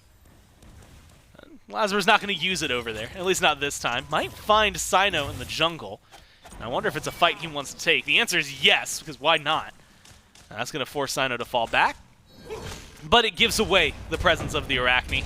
And unfortunately, we come back over here. I'm expecting to see something going on, and it is Nika. A lot of damage being dealt towards Baskin, who gets sent back to base one more time. Oh, no teleport either. He's going to miss out on the wave. And he gets Chalice of the Oracle. Yeah, well, he kind of because he needs those wards. He doesn't have enough to upgrade his item yet. That's so expensive. Yeah, you're not going to get ganked as much now, but you're also just never going to win the fight against Nika. And Nika also has range advantage, so it was never a fight to begin with. He's just going to play right outside of Jormungandr's range and make it a miserable existence. Baskin's game's chalked. It really is. There's not a whole lot of... The point of interaction has been passed. He is now done. The levers of control are no longer within his grasp. It's everybody else. If the dub starts to roll for the Styx Ferrymen, it's not coming out of the solo lane. Baskin, we'll see him again in like 20 minutes. You know, like for now, I mean, there's just nothing he could do. I'm keeping my look. Arachne's over here, but you've got your Chalice to make sure that you've got vision over here. You spotted it out if you're Baskin this time. And so even though there's no ult, no beads, you're still going to be fine based on vision alone. But this is going to be the big issue. I mean, and a lot of it, you know, I was talking about LASBRA's farm, and he's doing just fine. Nika's 2 levels up just because of the 3 deaths that were stacked on to Baskin, and how much experience he missed from that. And then how much he's still lacking in terms of damage and clear. I mean, he just can't... He can't hold up, but He's I guess 1,000 gold down. To your point, which is we'll see him in 20 minutes and see what happens. But outside of all the other lanes, this is the only one where things have just gone so wrong. And you know what's even tougher? I'm thinking about it. One of the weaknesses of Raijin is that his leap takes a little bit. Takes a second to really channel. Baskin can cancel it out on reaction with his stealth. Cyno really can't do anything about it either. I mean... The only ability he has that can interrupt it is the ultimate, and the ultimate takes way longer to channel than any dash Raijin's got. And so, I'm thinking Nika's largely safe in lane. Yeah, that's just a miserable existence on the right-hand side of the map. There's not a whole lot that the Jade Dragons can do with it as of right now, but once Pyromancer's up, once there's a Stygian Beacon to start rotating towards, could be. That's where the opportunities present themselves, which does create an interesting interaction point of, okay, well... on the Styx Ferrymen, maybe we just don't defend. Maybe we just go ahead, let Stygian Beacon go down. If Nika makes the rotation, I mean, they would have got it either way, and that creates a situation where Baskin can farm up a little bit more, catch up a bit. I mean, that's one way back in, but it also is essentially a Band-Aid fix. Yeah. You're still giving something up for it. I thought you were just reading the playbook from game 1. Don't defend. That seemed to be their answer to everything. Right now, it's a small skirmish in mid. Mike's been looking for some freehand throws. Great walls from Dardez. Lock in Aror. Cyno is going Gonna go around, good pull onto Paul, and that's surrounded by 4 with a rotation from Nika, who goes up into the Taiko Drums dash. An ult used by Paul to make sure he can get away in time. So a lot invested, the Dragons showcasing their strengths. Things like that, though, are the only thing that gets Baskin back in the game. Anytime Nika leaves solo lane, he's going to miss out on a little bit of that farm. Already, 1 minion dead to tower, 2nd minion missing out on that gold. Those small interactions are what's going to keep Baskin afloat. So there is the answer of just stick around in solo and be annoying, but I think Nika needs to get involved. Well, now you have the saving grace. Mike with a double root immediately into the team. They're low, though. LASBRA, Dardez, no mana to work with for LASBRA, no health on anyone for the Dragons there. Caught him. With Nika having left. That's going to leave mid lane slightly in control of the Ferrymen. Cyno's rotating over towards right. Baskin's here and boxing Nika. No ult for the Raijin just yet, but dash is going to be good. Gets him to the tower line. Blue buff is up. That seems to be Cyno's main goal. Nika's going to spot it out, but he's going to be too late. And exactly like you said, that is how you get Baskin back into this game. Yeah, good play from Cyno there, realizing that opportunity. And good play from Baskin, even. I really did not expect the trade to go as evenly as it did. It's just that additional CDR from Chronos Pendant that really is the difference maker there. If Nika had a little bit more himself, I mean, another ability rotation, and it's just murder she wrote for Baskin there. So, good stuff. Styx Ferrymen clearly keeping their heads on their shoulders. I wonder if the Jade Dragons now could start making some plays in other lanes, though. LASBRA, great start to this game. Essentially removes Baskin from it, but since then has really quieted down. Waiting on a few of those power spikes, some items that we had heard inbound talking about on the desk, some of those healing stim items approached for LASBRA, so we'll see which one he elects to go towards. Either way, though, all of them essentially massive power spikes should help him out in the 1v1 if he wants to line up against Paul or even getting involved over in the duo lane. I really like the Arachne interaction into Anhur.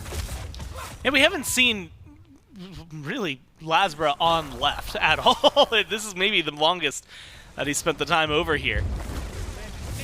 Gold Fury is up. Honestly, might be easy to pull, but secure becomes a different conversation. The fight around there from the Ferryman could show up. And so I was looking for him. Maybe we'd see something. Pull! Ooh, just shy again from Mike. CycloneSpin knows he has to play carefully. And that's what Mike's been going for. And honestly, you have to admire it a little bit, the way he's been playing it. LASBRA, though, have to admire what Paul's able to put out here on the Pele. We saw him play it mid a couple days ago, and it looked good. Still doing so. Ult for ult trade over in solo. Small victories for the Ferrymen being met by small victories for the Dragons. That 3-0 lead, it's only amounted about 1,400 gold here 10 minutes in. Smart play from Baskin, though. A little interaction there. Throws out the spit as he's backing, so we'll at least tick those minions in the tower. Make sure he gets the experience at least, not the gold, though, unfortunately for him. I mean, that Tier 1 in rights on its last legs. Jade Dragons seem pretty content with the lead that they've established so far. Waiting on maybe some of those POIs to spawn up. Styx Ferrymen, they're just keeping their head above water as of now. But there are small interaction points that are favoring the Ferrymen as well. It's been quieter, but CycloneSpin has established himself a pretty decent lead. PolarBearMike stuck around the duo for a real long time, going for those picturesque pulls, but in sticking around and trying so often has soaked up a little bit more of Vote's farm, putting him at about a half level to level deficit. Sometimes small windows create big opportunities. CycloneSpin, and it's honestly so much quieter than the last time, and I guess it's because we had River's Rebuke, things to get things rolling over in the duo lane, but Cyclone, Vote haven't really been fighting each other, and it hasn't led to anything. I mean, the junglers even aren't just active over there. Admittedly, that's because LASBRA was too busy bullying Baskin as much as he could, and Cyno has had to kind of make up for a little bit of that. Well, now 12-10 for Vote, showcasing how big that gap actually is. Beacon's going to be coming in about 30 seconds. Last time around, Ferrymen were able to capture the Beacon. The Dragons didn't seem too upset about just letting it go early on. The first one, they didn't show up to. The second one, they were around. They didn't really want to fight. Do you like that style of play? I know it gives a little less now, but is it still something worth maybe fighting over?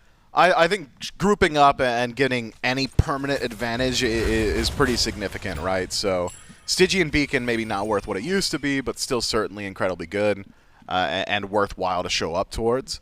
But it's not something that you're willing to like lose lives over, I don't think. You'd really much prefer to either poke out your enemy first or, if you're lucky, grab it uncontested. So the Styx Ferrymen and just showing numbers might keep the Jade Dragons guessing a bit.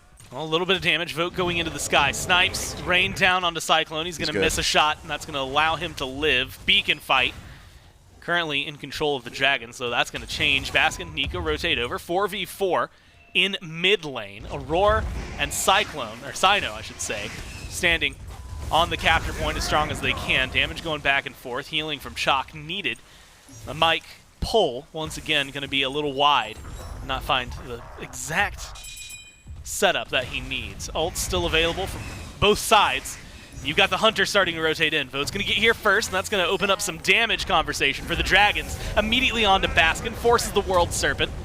He's going to get aggressive onto Vote with CycloneSpin. The team has to retreat to give him help. Can you find the kills as the Beacon goes over the other way? You need something big, and that's a knock-up onto Cyno coming out from Mike. They get the kill, but Paul with the engage, and Paul with the damage sets up a return kill on 2. Vote forced to fall back, Dardez as well, and it's a clean play from Beacon to kills to the Fury for the Ferrymen. Yeah, that's Cyno hitting all 5 with his ultimate. I mean, that silence isn't going to get more value this game. It's literally impossible. So great stuff. Paul as well, utilizing the AoE from Volcanic Lightning. It's not often you actually see that used for extending your range. Usually it's just killing the guy you're already making contact with. So great stuff there.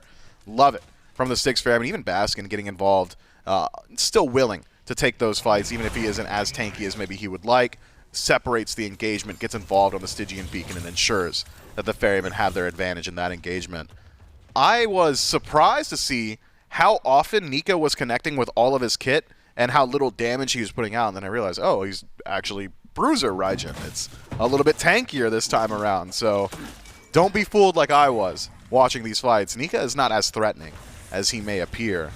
That's tough. The Jade Dragons now suffering a little bit in the damage department because their mid laner has also gone for a slightly Bruiser build, second slot male. So Jade Dragons don't really have as much damage as they did in game 1. They're going to have a little bit of harder time securing some of these kills. Does that put too much pressure maybe on Vote? So we'll hold that thought. Cyno's looking for something here in mid, and LASBRA's going to be coming up. Looks like it should be a Pyromancer call here from the Dragons. Does it put too much pressure maybe on to Vote here if you're the Dragons to try and get some of that damage out? Right now, though, we'll have to carry that conversation on in a second. LASBRA gets low health. Pyromancer secured by the Dragons. The chase is on Nika over the wall with the dash. Keeps him alive for now. Knockback into the tier 2.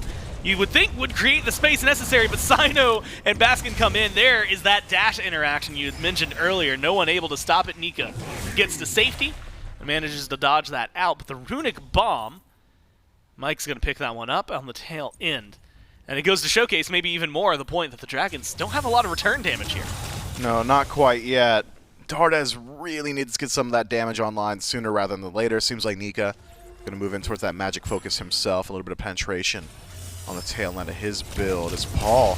He might just win this fight. Well, stunned out, the Aegis used. Now you've got Cyno to help. Through the wall. We're great for Vote now. The snipes. You just need to hit 1, and he finds it immediately. Shots 2 and 3 go on to Cyno. And it's going to be LASBRA looking for the CC. Has the body blocks from the Broodlings and goes into the buff. A couple more autos. They find the kills they need. Now Cyclone left alone, and 4 Dragons all around him.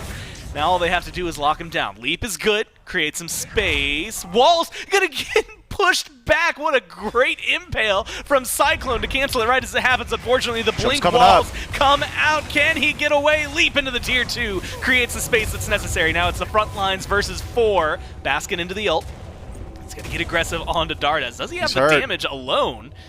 And he's gonna find it with 1 bounce, 2 bounce, bounce 3 doesn't connect. Aror gonna try to chase him down. The CC's good not healing. there. The healing is, though, and they've got enough Taiko drums. Pull Aror back into the fight, and the Dragons just keep them rolling in. Aror is locked down. Dashes double away. Nika with the dash locks him up.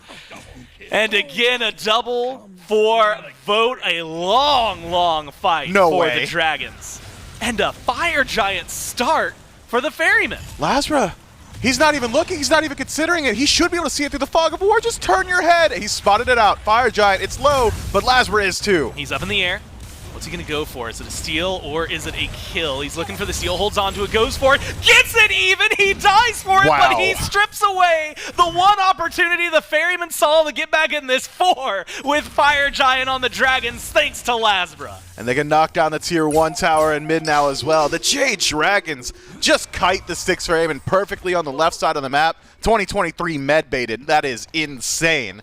Look, just perfect value everywhere. The Styx Ferrymen need to find something in return after that heavy commitment from Paul, but just couldn't quite do it. And the Jade Dragons win out on the engagement, steal away the objective, knock down the tier 1 mid tower, and they're not done, Gore. Primal Fury pulled. Auror's over here. We'll see what they can do. Cyclone, Paul, they're going to join in. The Ferrymen aren't content to let this go. Good impale, finds a stun onto Dardez from Cyclone.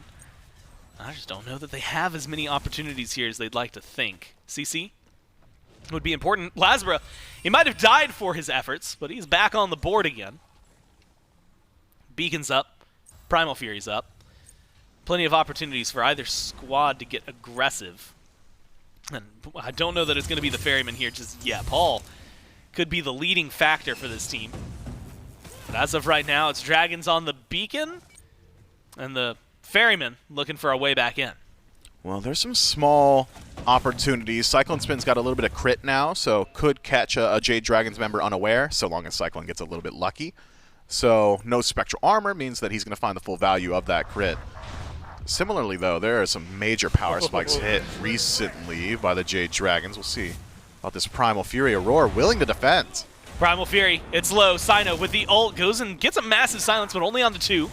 Primal goes down. Dragons are able to secure this one. Keep it on their side. Now, Cyclone, Paul in mid, Aror, Baskin just around the beacon line. They're going to get pushed back by the Dragons. Overwhelming presence at this point. Runic Bomb, remember, in pocket for Mike. And a second one about to be on the board for the Dragons. They start up the Pyromancer. Doesn't look like the Ferryman will step up to this. It's 8-3 Mifflin. We're starting to hit the 20-minute mark. As far as maybe tower line pushing and on-field, well, non-neutral objective, let's say, play, this Fire Giant hasn't done too much. No kills. But as far as neutral objectives, when they get involved, it has been a massive swing for the Dragons. I know. I've stuck around a bit too much. It is interesting in that Arachne's webs do allow her to be slow immune, so Cyno's best self-peel being that it just makes everyone around him slow does not work. Might be able to see that a little bit later on. I think you're right to bring up some of this sieging, though, Gore. I'm concerned with the Jade Dragons' ability to siege, and that's not even taking into account that it's the Jade Dragons. It's more so that if Vote is dead or low or just not confident, he's the only one that poses a threat to any of these structures. I mean, LASBRA to a certain extent, I mean, it's still auto-attack jungler, but his build is not like a pen build. He's not going to do big numbers. He's just going to do small numbers very quickly.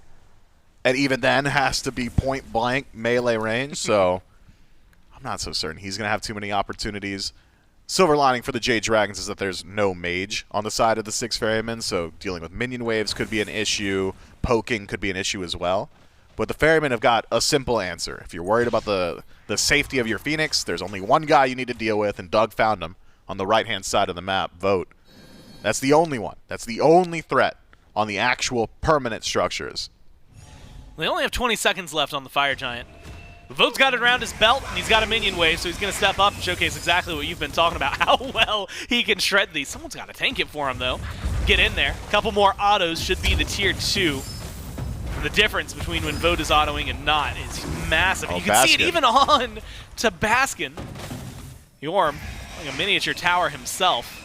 And it has to be miniature, because Vote shred through his health bar way faster than he did the tower. And that's something Baskin's got to be concerned about. Yeah, I'm a Kin-Size fan, if you haven't caught on to it. I am a massive Kin-Size fan. So, like, maybe a little good? And it's especially valuable for Vote because of how Baskin's survivability has been built.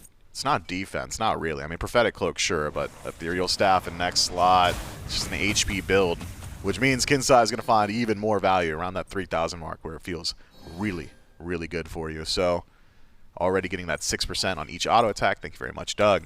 The Jade Dragons, I mean, they're victory lapping right now. I mean, 6,000 gold lead this early in the game. Fire Giant spawning very shortly.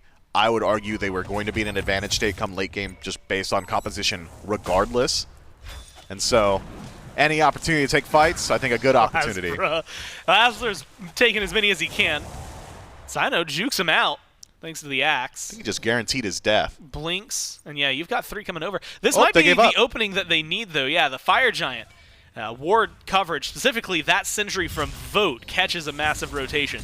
And I think that's what saves Cyno's life. LASBRA's going to make his way back to base alongside Cyno, so it's a 4v4 around the pit right now. And Mifflin Vision is overwhelmingly blue, at least around the immediate pit. There's like 4 wards stacked all on top of each other just to get coverage around those walls. I mean, double Chouse of the Oracle for the Styx Ferrymen helps out a whole lot in situations like this, as opposed to just the one in PBM's pocket for the Jade Dragons. Sentry wards, though, should be going over to the Jade Dragons shortly. They've got a good deal of them in pocket for now, and double Runic Bomb means that there's really nothing the Styx Ferrymen can do to steal away an objective. It's not easy to time, but these are the best players in the world, and so I trust them to be able to do it. Here's one of the strengths of Arachne, just the ability to do whatever you want when it comes to neutral objectives. Oni Fury knocked down, should create some space on the map. This is interesting, though. 6 around for the neutral objective on left. If he goes for that wave as well, it's going to give over a lot of information to the Styx Ferrymen. And he is. He's waiting for it to group up. No, doesn't decide to reveal on map. Will go instead for the purple buff, so it is still farm. Beacon spawns in. This one's going to spawn the Titans. Quick glance at the structures on board means it should be in mid once they spawn in here. That's going to go over to the Dragons, no problem. Last time they had the Titans in mid, things went overwhelmingly well for the Dragons. Now there's a Fire Giant, a Pyromancer to maybe worry about. And if you're the Ferryman, there's a LASBRA lurking in the jungle, waiting for Paul. Finds him, knows that the CC is down, goes for the web. Can't quite keep up with him. Actually, it might even be a small turnaround. Paul's chasing. Cyclone's right here. They're going to go for the 2v1 on LASBRA. LASBRA still has ult and is pretty maneuverable overall. Pyromancer goes down. There's the ult. That should create enough space. And will. So a small investment, you lose the Pyromancer. Yeah, Arachne is just so safe with that ultimate. If it's available, I don't think there's anyone that could chase down. If Paul had Blink, sure, you could Blink, then Volcanic Lightning to close gap, and you maybe turn the fight from there. But it's Beads Aegis or Paul. Safety on the mind of the Styx Ferrymen's mid laner, and so LASBRA allowed to play hyper-aggressive like that, even with the 2-man rotation towards him. I mean, you saw it. If Pillar Sun connects, you get Beads at least, but even then, you're still not killing him. So I like the idea. LASBRA realizes, I'm incredibly safe, I'm also very threatening. I can go for these individual solo agent plays. Tries his best. This time comes up short. That's the second time. I mean, he was trying to bully Cyno in left, tries to bully Paul in left. It feels like if you wander in the left side jungle and you're the Ferryman, you gotta be worried about what Arachne's going to bring. The Titans clash in mid. The damage for the Dragons is there. Kills kind of stagnated. 11 on the board total, 8-3 in favor of the Dragons. And still 9,000 gold ahead. There's a lot to try and overcome. 25 minutes in here for the Ferrymen.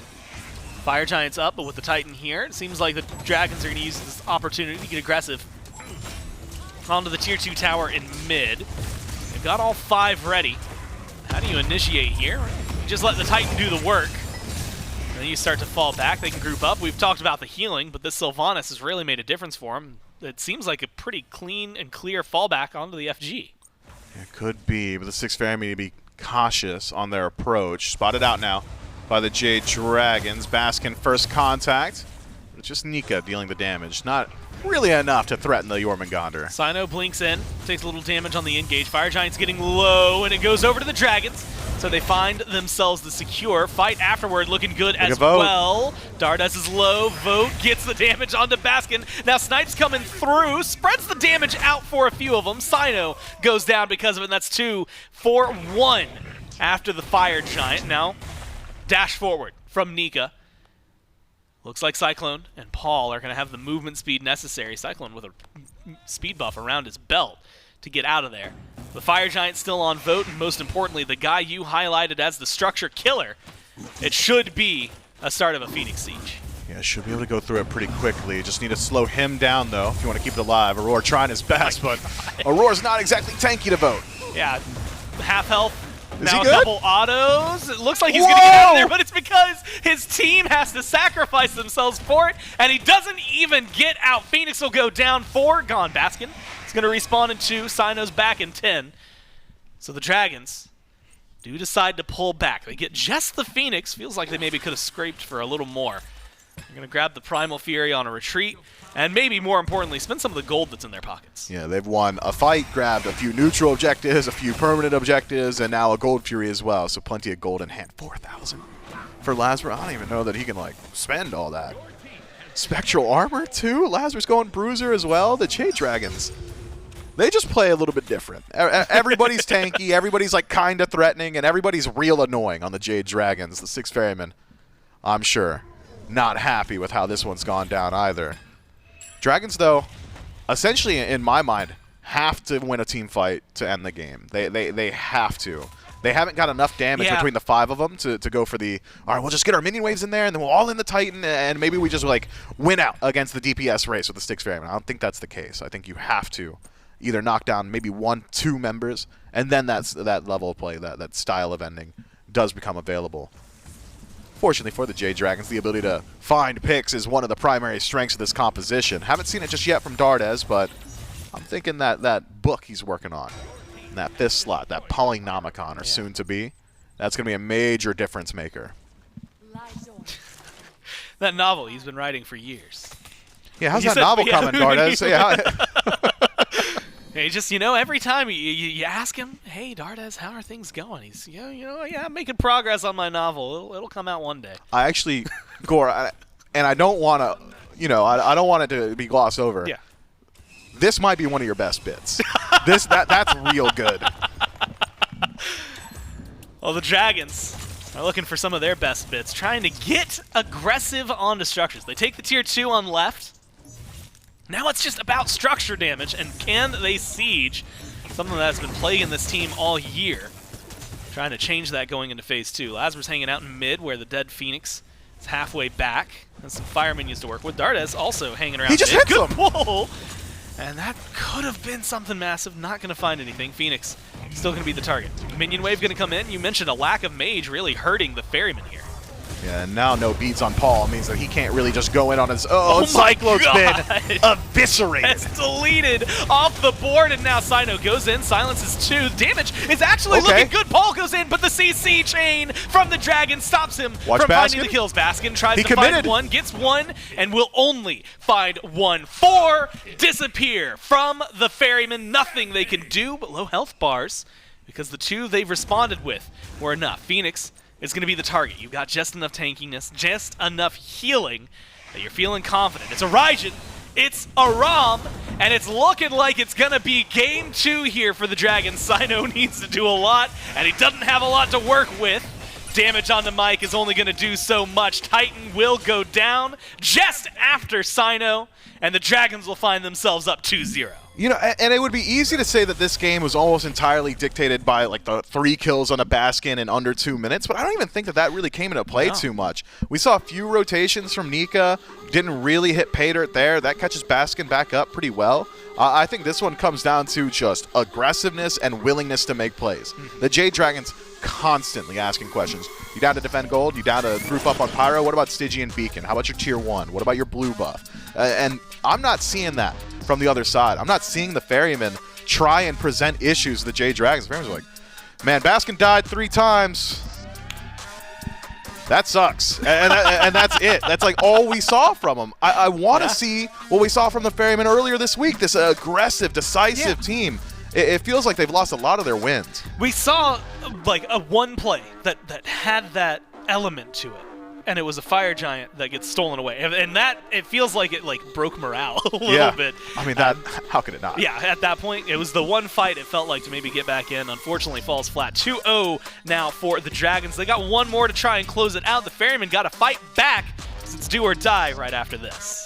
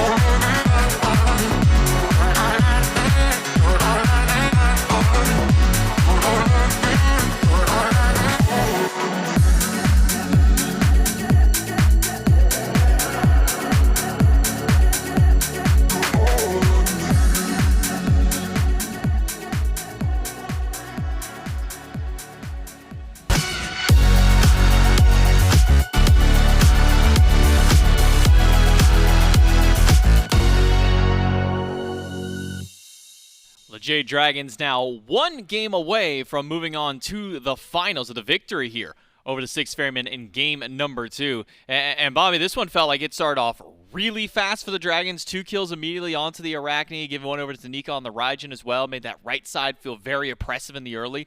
There were some moments from the Styx Ferrymen where we saw fight back. Paul in particular doing a whole lot of damage on this Pele, but when it just came down to these little skirmishes constantly going back and forth, it really just felt like the Dragons had a little bit more in their full team fight.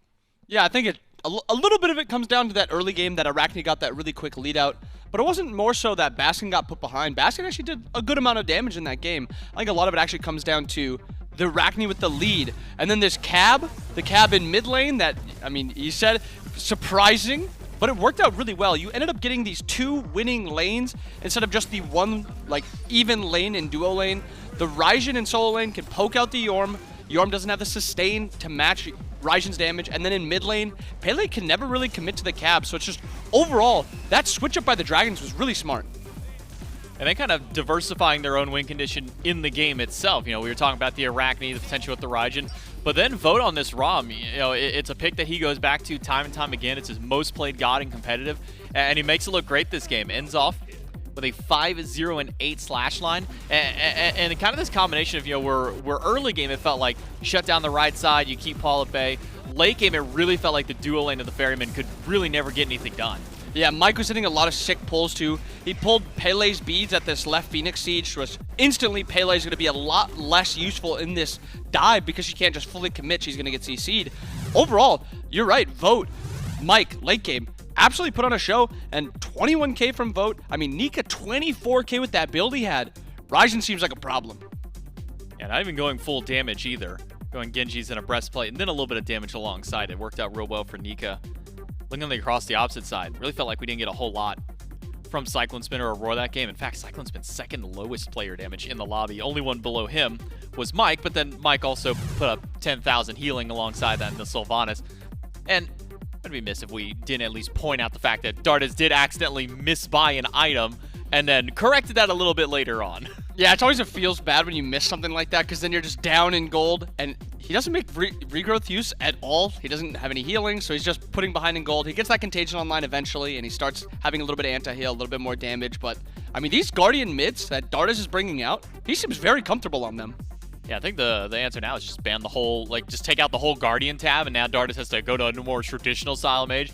We'll see what the Styx Ferrymen and the Dragons wrapped up here in game number 3 as we jump into the picks and bans. Ferrymen once again in that first pick slot, but still banning away the Sun Wukong. So not one that seemingly that Baskin or Cyno want to play, and instead don't want to give that one over to Nika. As mentioned, Nika the only one who's found success on the Wukong in the solo lane in the games that he has made his way through. But the ban staying largely the same as what we saw in game number 2 is Wukong, Athena, Morrigan from the Ferryman, but this time the Morrigan will get its first little slip through here. The Ferryman actually ban away the Arachne. I mean, at this point, Dardez has got so many gods in front of him that he can play. The Athena is banned, so he doesn't have that one, but he's got the Hera still. He's got the Cab, now that we've seen him play, and he also has that Morrigan, so the world is kind of Dardez's oyster. We've also seen him play those Hunters in mid. So at this point, this Dragons comp, this Dragons team, I mean, they have so many available compositions and way to play the game, the draft. So many things in front of them. It's going to be interesting to see what they draft up. Like you said, Morgan let through. That's really the only switch up. The Arachne ban actually in first side. LASBRA really did good on that, so I think that's a good throwaway ban. And still waiting for the final ban by the Jade Dragons. Will be the Ganesh one more time. So Freya Chernobog Ganesh, a repeat ban from game number 2 from the Dragons. Last time it was a Pele first pick for the Styx Ferrymen that gave away Raijin and Ram for the Jade Dragons in game number 2, and it will be a Pele pick once more for the Ferrymen. Interesting run back. I mean, I don't think Paul was necessarily the problem on the Ferryman side. I think he put out a lot of damage. Like you said in the mid game, he was kind of the reason that they were in this game. He ended up dropping 24k damage also. So I don't mind the Pele pick, but this Raijin just seems so valuable to me because now you have flex potential that I was talking about with Pele. Now you have flex potential with this Raijin where it can be played both mid and in solo lane. How wild is it that we're saying that a Raijin has flex? I mean, you look at his competitive history, that's the mid lane. Like, that's the premier mid lane guy. Now, knowing that the Jade Dragons and Nika specifically has that pick in his back pocket makes it a little bit scarier. In fact, when we talk about the player damage that Paul did, he only did 10 less that game than Nika as far as that damage is concerned there. So, putting up good numbers for himself. But it will be a switch up. No Raijin right away for the Jade Dragons. It's Thor and Ram instead. I like the Thor. I think the Thor's a very valuable pick also, but this Ram just seems to be, maybe Vote's just feeling himself on it and they just want to confirm it, but this Raijin now slipping through. A Raijin Pele 2 top 3. Olorun actually opted for, which we saw day 1 for the Ferryman versus the Gladiators. Stu actually played it, but it didn't see too much success. No, it didn't get a whole lot of success then, and now pair that alongside an Ares, so potentially we could be seeing, unless he gets drafted up here, Raijin completely slipped through the top 6 picks for these teams, which is crazy to say because we came into this day with a 100% pick ban rate on the god. Now it's very likely, just depending on how the remainder of these drafts go, that we might not see him at all. But it's a Ymir from the Jade Dragons. What is the Ymir going to offer alongside this composition for the Dragons? Ares is in a really strong spot right now, and Ymir is one of the oldest counters to Ares. If Ares ever starts to ult somebody, Ymir can just throw up his wall, doesn't allow the Ares to pull them as far as he'd want, and then you also have the opportunity to blow up the Ares while in ult, before the ult, and, I mean, Shackles does do a lot of damage, but it doesn't have that true cripple against Ymir, because Ymir doesn't have any dash, so he doesn't really care about it, and Ymir can just interrupt his flames also, so it's like an old, true counter pick, Ymir into Ares, and with the Ares coming back, maybe that brings Ymir back a little bit too. Second wave of bans has rolled through fairly quickly. Raijin will get banned away, so we'll still see his 100% on that regard. Erlong Shen coupled alongside that one. Some flexibility between both Cyno and Baskin on that style of pick. Then opposite, the Styx Ferrymen will take away some junglers. The Camazotz and Ratatosker. Seeing what LASBRA was able to do on this pick yesterday, Styx Ferrymen banned that one out. And this is now Laz is going to have to play something new. I think all of his games have been Pele, Rat, Arachne, and then maybe he has one Kama game, or he has no Kama games. And he's actually opting for that Bastet.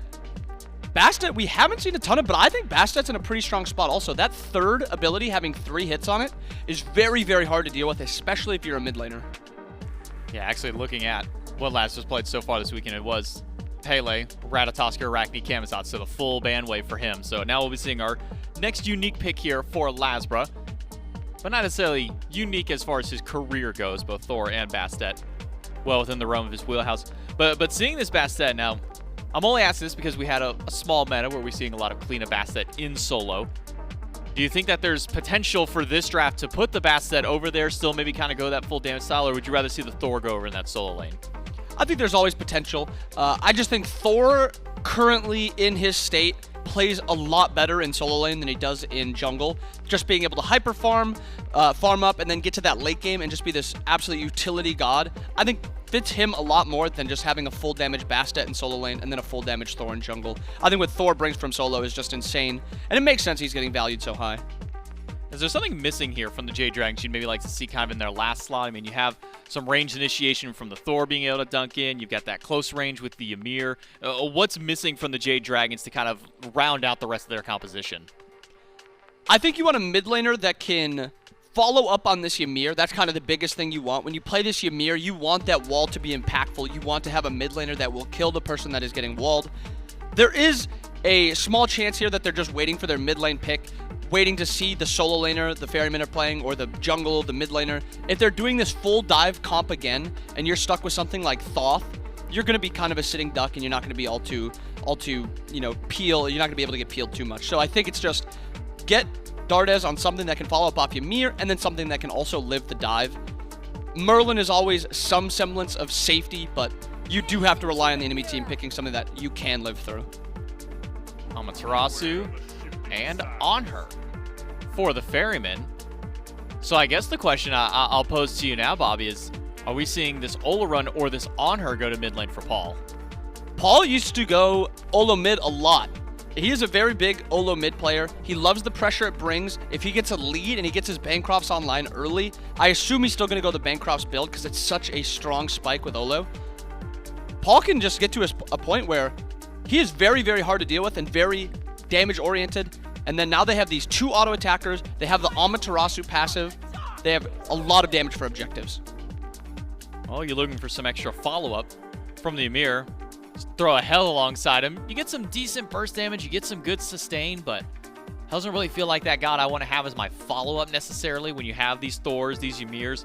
So for the Styx Ferrymen with their bottom 2 draft here on the opposite side, the Amaterasu, the Anhur, you think these are good tools to try and answer to what the Jade Dragons have drafted up? I think it's a pretty good comp. It's mostly going to rely on how effective this Ares is going to be. When you pick this Ares, and then Ymir and Hell are the counter picks, now you're a lot less safe because of the Ymir. Your ult is going to be very hard to get off and have it be useful, especially against a Hell. And one of the best ways to live against an Ares is sustain, because he doesn't build anti-heal all too well. You usually need your 2-3 defensive items online, and then maybe you can opt for Divine. And he usually doesn't want to build Ankh, but he can build Ankh.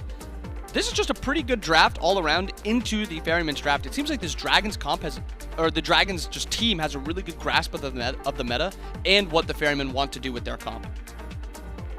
Well, now we know the Ferrymen like to be a little weird sometimes. Specifically Cyno in the jungle. Baskin's gotten a little silly with some of his stuff. What would you think would maybe be the silliest combination of 2 gods for those 2 to play? Looking at these, you know, we kind of broke down the double hunter style of composition with the Olorun. Pele works really well as that flexibility. But I'm going to just tell you now, it's Pele mid. And given that it's Pele mid, where do you maybe think this Olorun in that case is going to be going? It's Pele mid. It's Pele mid. Oh, wow. Yeah, that is a tough call. I guess Olo has to go to solo lane at that point. No. It's Olorun jungle, my friend. Cyno's running Olorun jungle. Yeah, I have nothing on this one. I don't know exactly what the point of Olorun jungle is. He farms, I guess, maybe somewhat well into the jungle, but does he gank all too well? He's got a 2-minute ultimate cooldown, so he's not going to be able to just kind of gank off, like, cooldown. I don't entirely know the point of the Olo jungle, but I couldn't tell you either, man. Every time that we look down and we see what these guys draft and we say, okay, it's still a little strange to see, you know, this combination of stuff, but it can work. You know, you look at a traditional team, you say, okay, double hunter. You put 1 in mid, you put 1 in dual lane. it's going to work out well. And then you always have to take in the Cyno factor. What does he really feel like going? Seems that this time it's the Olorun. It was a Hades the time before. Did build a little bit of attack speed on the Hades inside the jungle. I think it was Demonic Grip in there. So still maybe want to get a little bit of that attack speed here with the Olorun. But I think you're right to highlight that that ultimate might be the biggest question mark here for what this Olorun jungle can bring. Is it enough for the Styx Ferrymen to find themselves a win, or are the Dragons going to clean sweep this out? Let's throw over to Gore and Myth for Game 3. Well, they're making sure to give us a show here in Game 3 as for what could be potentially the last time. It's Gore, it's Myth, and of course it's going to be Doug. Ferryman fans out there are going to be hoping for 3 more, I guess 2 more after this, Mifflin. I'm really interested to see what the fan vote is like. 40-60. And here's the question for you. That Olorun specifically being revealed in the jungle came a little bit late. So you can talk about it, but also, do you think that 40 voted before they knew it was Olorun jungle, or did some of them get in there at the very end? I wouldn't be surprised if someone in chat's like, "Hey guys, misclick. Can we reopen the poll?" Yeah, we need to. Can we reset, refund? Well, maybe they're feeling okay about it. At least, Dardez forgot a recipe, so you're missing out on some stats. Maybe that's where the 40% is coming from. You know what? I don't blame them. You've talked about it a few times with the recipes, and they have to be mentioned. They're just good. Yep. There is legitimately zero benefit to not having one. Dardez had a lot of time to figure that one out. He's still there. You'd think like a teammate would look, too. You'd think like someone would just take a peek like, "Hey, guys, only one person in the lobby is missing something in slot. Let's reboot ourselves, Gore." Look, it's not going to have too much of an effect, hopefully, for the Jade Dragons. What I do want to talk about is PBM's pick. That Ymir and the timing of it in the draft was just perfect. And I thought to myself, wow, Legacy Ymir game, easily. It's going to be awesome. It's into an Ares, a Pele, and an Olorun. None of those guys are going to be able to interact. And then an Amma got locked in alongside. I was like, okay, well, Dazzling Offense is probably going to have a few whiffs now, too. This is going to be a very important game for Mike. I think the best defense from it for the Styx Ferrymen is what they're doing right now, which is abuse Mike in lane. Just go ahead and try and punish him early. Ymir is very susceptible to falling down once, and 1 turns into 2, and 2 into 3. So, best defense, good offense. If Mike's behind, he can't do it. Well, we've seen in the past, sometimes 2 turns into 6 in an instant. He either is 0, 6-0, or I guess not 6-2. It would be 0-2 12. We'll see what kind of performance Mike is going to give us. LASBRA as well onto the Bastet. It's going to be an interesting dynamic, I think, for these teams. I'm more than curious about what Olorun out of the jungle looks like. I mean, do you think his clear is solid enough that he's going to be able to keep up farm-wise? Olorun clear is actually really good. It's that second ability from Olorun that's going to be primarily used to clear out buffs, or even, I would be surprised if he's just not straight up maxing it. You're not going to get too much value from the 1. Yeah. So we'll see as he ticks over to level 4. I mean, magical ADCs are really good at shoving down structures. We saw that strategy from the Gilded Gladiators at the beginning of the year, actually, where they would have the Soul in the duo lane, knock down a structure, rotate over to Soul lane, do it like that. Kind of don't need to switch up lanes if your jungler is the magical hunter, I suppose. Already knocking down one of the Bastions in mid, giving him a slight boon to the gold department. But as far as like ganks go, I'm with Bobby. It's not exactly going to be great from Olorun.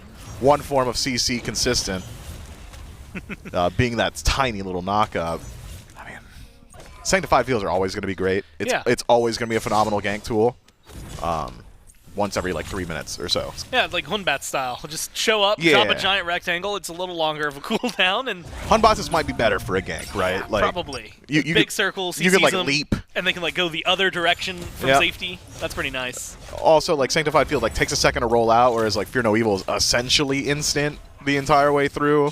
You only need to tick them once to find some value. You can, you have a hell, so like cleanses there. Oh, man, I don't know. Now I'm getting talked out of it, man. Yeah, the cleanse is really good into like Ares ultimate, which is that other major CC component. Yeah, you can just kind of like cleanse that. You can predict Baskin's ult too. I mean, Baskin's ult's getting walled. Oh yeah, good point. Right, you don't even have to worry about cleansing it because Mike's gonna have a legacy game. This really could be just a phenomenal Ymir game. We'll see. Right now, LASBRA's looking to try and make it a phenomenal Bastet game. Is the bleed damage enough? No, Cyno barely alive, but the body blocks were there for a moment. On to Baskin. Blue buff, invade successful. Goes onto the belt of Nika. Cyno maybe just counting his lucky stars that he got out of there with his life. Wall up around Aror, keeps him CC'd for a little bit. Vote doesn't have ult yet. Not a lot of damage online, so it's just kind of the tanks bullying each other. Mike went horrific emblem gore. Yeah, he wants to. He's in their face. He knows what he's about. Yeah, he's going to be very aggressive here. I really would have thought it would have been either a blink or maybe even just a Sunder pickup. Having something that could just like shred defense on the people that can't deal with your wall would be pretty valuable. Seems like Aror already realizing how important that Ymir wall is going to be in jungle corridors, in team fights, in 3v3. So Shell on first slot, a bit of a concession from Aror, and not something you really want to pick up, especially on Ares. Really aggressive-minded on that Guardian generally, but I think Phantom Shell very significant here and important to get online quickly. Now the real question is, in certain circumstances, you know, obviously the cooldown of the wall is way lower than the cooldown of the shell. Is it going to be This necessary? is so smart. Yeah, just to stack the wave up, keep it. No, Mike can't deal with Ares ultimate, so he's just trying to bring the wave as close to his side of the map as possible. I mean, that's just really good game sense from him. Unfortunately, CycloneSpin also privy to it, has not been pushing the wave, but their wave's stacked up. The Styx Ferrymen will now start naturally winning on pressure. And PBM essentially misses out, or forces Aror to miss out, I should say, on one of the few opportunities he's going to have to just free grab the Ymir. Yeah, now level 5 will have that ult. Presumably. Actually, doesn't seem like he put a point into it just yet. Paul put under pressure. Dunk from Nika forces the beads. There is the ult from Mike as he picks it up. Paul manages to get out of there. Small skirmishes so far from the Dragons and from the Ferrymen to try and get aggressive. Most of them driven right now by the Dragons. LASBRA, Nika, kind of showcasing, I think, their presence of mind and on the map. And a little bit later, we're going to be seeing Mike get involved. Blue buff invade here from Baskin. Going to get stunned out by Nika. Sanctified Fields get dropped. I guarantees it. And that's going to get you the blue buff. Pick up from LASBRA onto Baskin. No follow-up, so they're not looking for the fight afterward. They're just going to, unfortunately, lose the blue buff for the Dragons. Keeps the gold about 600 in favor of the Ferrymen here. And Mifflin, it goes back to the question I wanted to ask you, which is more or less about this shell, because you had mentioned not something you want to grab on Ares, but more importantly, one shell, especially when it's upgraded to Phantom Shell, gets rid of 1 out of presumably like 5 walls. That would happen in the cooldown. That's going to go on. More. Are you going to need more? Are you going to need more Phantom Shells? Yeah. It's hard to say. Late game, no. Absolutely not. Just because first Phantom Shell, generally your answer is, I'm going to use it to run through the wall aggressively, or we're fully disengaging. I mean, it's not as if the Jade Dragons really could just bring it down to a War of Attrition style once more. Just play the poke battle, leverage the healing from Dardez, keep throwing up the wall, isolate individual members, and if that's the case, you might want more Phantom Shells. Like you'd prefer to have it, but you don't want to sacrifice maybe a Heavenly Sprint somewhere or a Blink from Baskin so that he can initiate your fights or something like that. So I think the Styx Ferrymen are probably just going to have to make do with the singular. Good eyes from Doug once more. Cyno is maxing out that second ability, so already has a good deal of that stim available, but it's that burst from the second tick of it, the active effect of it. I mean, 100 damage per shot. That's doing like 700 in ideal situations already. Could be a lot. Wall up from Mike, create some space. The chains, the damage right now between Aror and I believe Paul hitting Cyno as well. Knocked him down to about half. But it is going to be interesting to watch. Also, Dardez did pick up a recipe. Just took him a little bit, and he's already stacking it pretty well here. Now rotations over towards the shield buff. Wall up, separates Vote from Cyno and Aror, keeps him safe. LASBRA throws out the cat just to let his presence be known and felt. Well, it looks like that's going to be all she wrote. Shield buff over to the Order team. Cyclone picked that up, and Mifflin still hunting for first blood 8 minutes in. Yeah, I don't think like either team feels like they're pressed for it though, right? No, Styx Ferrymen are thinking, well, we scale pretty well into the late game. Cyno, of course, just going to become an animal on the Olorun. Paul, of course, scales really well as well, so maybe we can wait it out a little bit.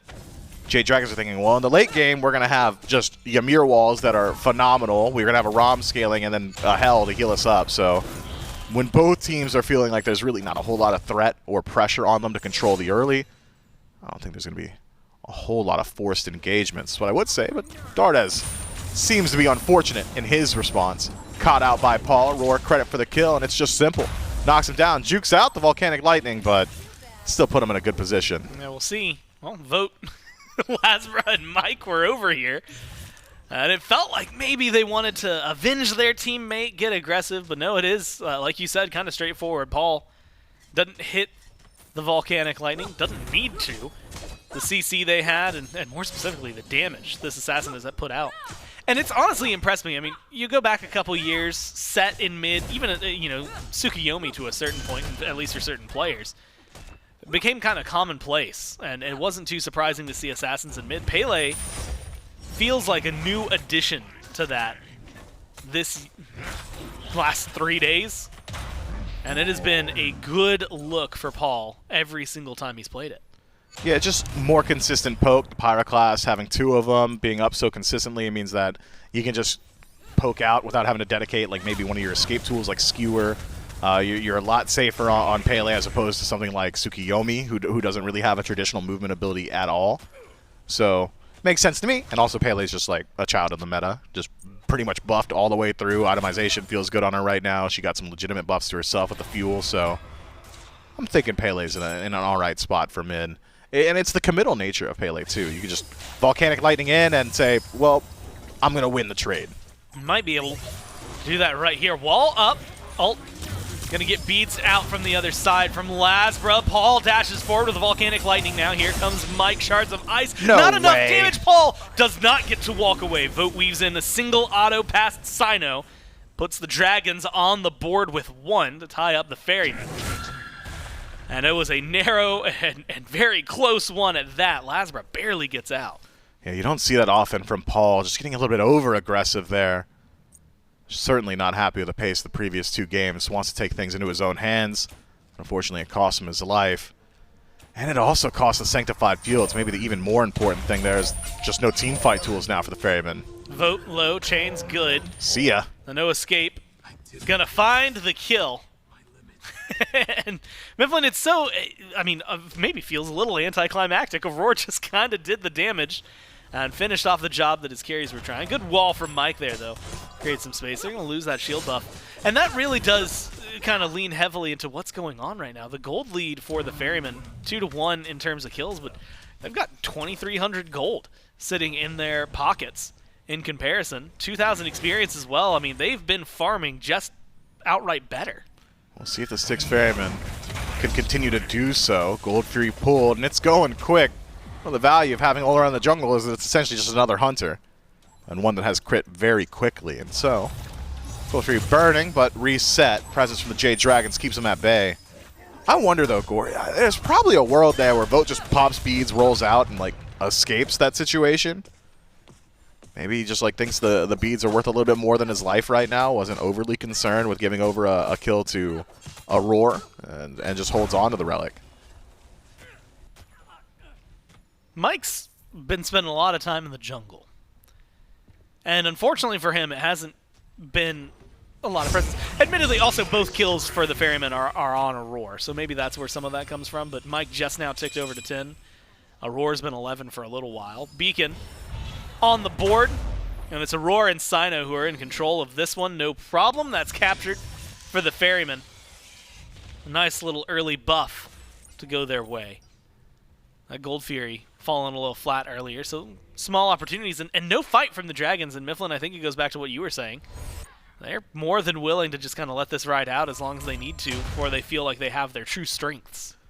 Yeah, but you don't want the Styx Ferrymen pulling too much further ahead than they are right now. It's that 4,000 to 5,000 mark where the alarm bells really start to ring. Everyone's got like a tier 2 item on their opponent, or maybe a few tier 3s here or there.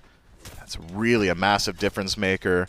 And once you have that lead, you can be a little bit less choosy with your engagements. Doesn't even matter if the Jade Dragons have got the sustain if they can't survive the initial engagement. And so, Styx Ferrymen doing a good job of pushing the lead. Which is not something I expected. I really thought they would struggle throughout the early. Cyno hasn't really been overly present, for the most part, playing it similar to the Hun bots. Drops the ultimate to confirm buffs, says, all right, well, they're not going to walk up now. Good luck. Go ahead and take this neutral and disengage. But even in doing so, Styx Ferrymen, excuse me, in a very good position. A lot of it spearheaded by Aror, who has been the progenitor of the majority of the aggression here. Starting things off on his own, realizing that he's going to do 60% of just about anybody's HP bar with chains, or getting involved with the rest of his team. But we'd like to see him spread around some of those kills too. 2-0-0 on your support. It's good, but could be a little bit better. The big thing is there just haven't been that many fights for the rest of the team to find those kills. Mike's walls mostly have been defensive. We were talking about him a lot to start the game out. A lot of them have been more for Peel. Just, hey, stop chasing me. Please, hey, stop chasing him. Please, like, just get out of here. Avoid this aggression that the Ferrymen are trying to drive forward. Haven't had too much in terms of invades, I think, earlier. We saw the one from the Dragons, LASBRA, Nika. Almost kill off Cyno in that small skirmish around the right side blue buff. And not able to kill him, weren't able to kill off Baskin. Had to let that one go, and now you've got this massive reset. I mean, we're 14 minutes in, 3 kills on the board. The Dragons do not seem to be in a position where they are looking for many fights. And the Ferrymen, while they have been looking for them, have been stalled out, whether it's by Mike or just the disengage. I mean, Nika, LASBRA, Leaps, you've got a roll from Vote. It's just very hard to lock down the Dragons if they don't want to fight. Yeah, and it's going to continue to be difficult until that Phantom Shell does get upgraded from Aror. Keeping my eyes on that secondary relic and what PBM elects to go for. Styx Ferrymen like to take the fight before he gets that opportunity. Pyro going quick. Wall up to block off some damage. Ferrymen get the Pyro, but Nika dunks in. Sanctified Fields come out. Beads have to be used. There's some CC immunity. That's tough. Get dropped. Nika cannot do anything, and now Mike pulled in, and it should be a second kill clean and done from the Ferrymen. No way, right? And they're going to start it up. I mean, you said Cyno is like having a second hunter. You've got Cyclone in mid, but the Fire Giant started by the Ferrymen. LASBRA's going to see this. How heavily do they commit in a 5v3? And the answer is heavily. They're going to stick to it. Fire Giant falling down. 25% health so far. LASBRA was able to steal one on Arachne around this time last game. Dardez is going to be the target. They're sticking to it. Goes in. They're going to continue to chase him down, and it's Cyno who's really leading it. You lose Aror, but the Fire Giant still ticking down lower and lower. LASBRA goes in. Vote! Oh, just a little bit too late. Now 2 members of the Dragons, one without ult, maybe one out of place. Nika respawns, comes in. Mifflin, I don't know if he has enough to chase it down. He's got blood in the water and tunnel vision. So he's got to chase down Paul, Cyno. Silence from Baskin's good. You get a stun onto Cyclone, but the wall's on the other side. Same for Mike. I just don't know that you're going to find the kills. Mike maybe on no man's land now. Vote there to back him up with some damage. Nika dunks back down, but he's low. He's just gone. I can't believe he went back in. I don't know what the goal was for the Dragons. But I know the end result, and it is catastrophe. Now 8-2 for the Ferrymen. They get the Fire Giant. You only lose Aror in the process. And they're going to be getting the siege already up 6,000 gold on the team that is leading them 2-0 here. The Dragons have to figure out a defense, and they don't have anybody to do it for another 10 seconds. Yeah, Styx Ferrymen, real good on the siege, by the way, if you didn't notice how quickly those towers knocked down. Gold Fury as well. Taking a play from the Jade Dragons book. We'll go ahead and take it slow, push our lead even further. Golden Pocket does not really equate to a lead, so need to head ourselves back to base before we really commit to anything else. Jade Dragons just weren't quite playing properly around the Sanctified Field. Nika in particular was essentially out off rip around the Pyromancer and then teleports back into the center of Sanctified Fields. It's real simple for Cyno to knock him down. Afterwards, small micro changes could have really shifted things up. The Jade Dragons nearly able to steal away that Fire Giant. It votes up into the air even half a second sooner. That looks real interesting. If one of the 2 walls from either Nika or PBM is on the correct side of CycloneSpin, maybe you knock the Fire Giant off the ADC. Things look a little bit more even as well. But the Styx Ferrymen, we're getting pretty unlucky on their coin tosses in games 1 and 2, so overdue for a little bit of Lady Luck's, I suppose, favor here. And so the Jade Dragons now have to fight into a massive, massive deficit. With plenty of gold left to collect on map, 4 towers still standing, Styx Ferrymen real good at knocking them down. Jade Dragons can slow it down, to be sure. Ymir Wall good in situations like that as well, but so far the Ymir has not done what I expected. The Jade Dragons, if they were ever allowed to play aggressive, I mean, it'd be so difficult to maneuver the map for the Styx Ferrymen, but You can see it reflected even in Aror's decision-making and where he's spending his gold. His Ymir walls haven't been hit, so I think I'll just hold off on this shell. He's got a 3-level lead as well over Mike. And so he's feeling pretty comfortable, I think, in that lane and his role right now.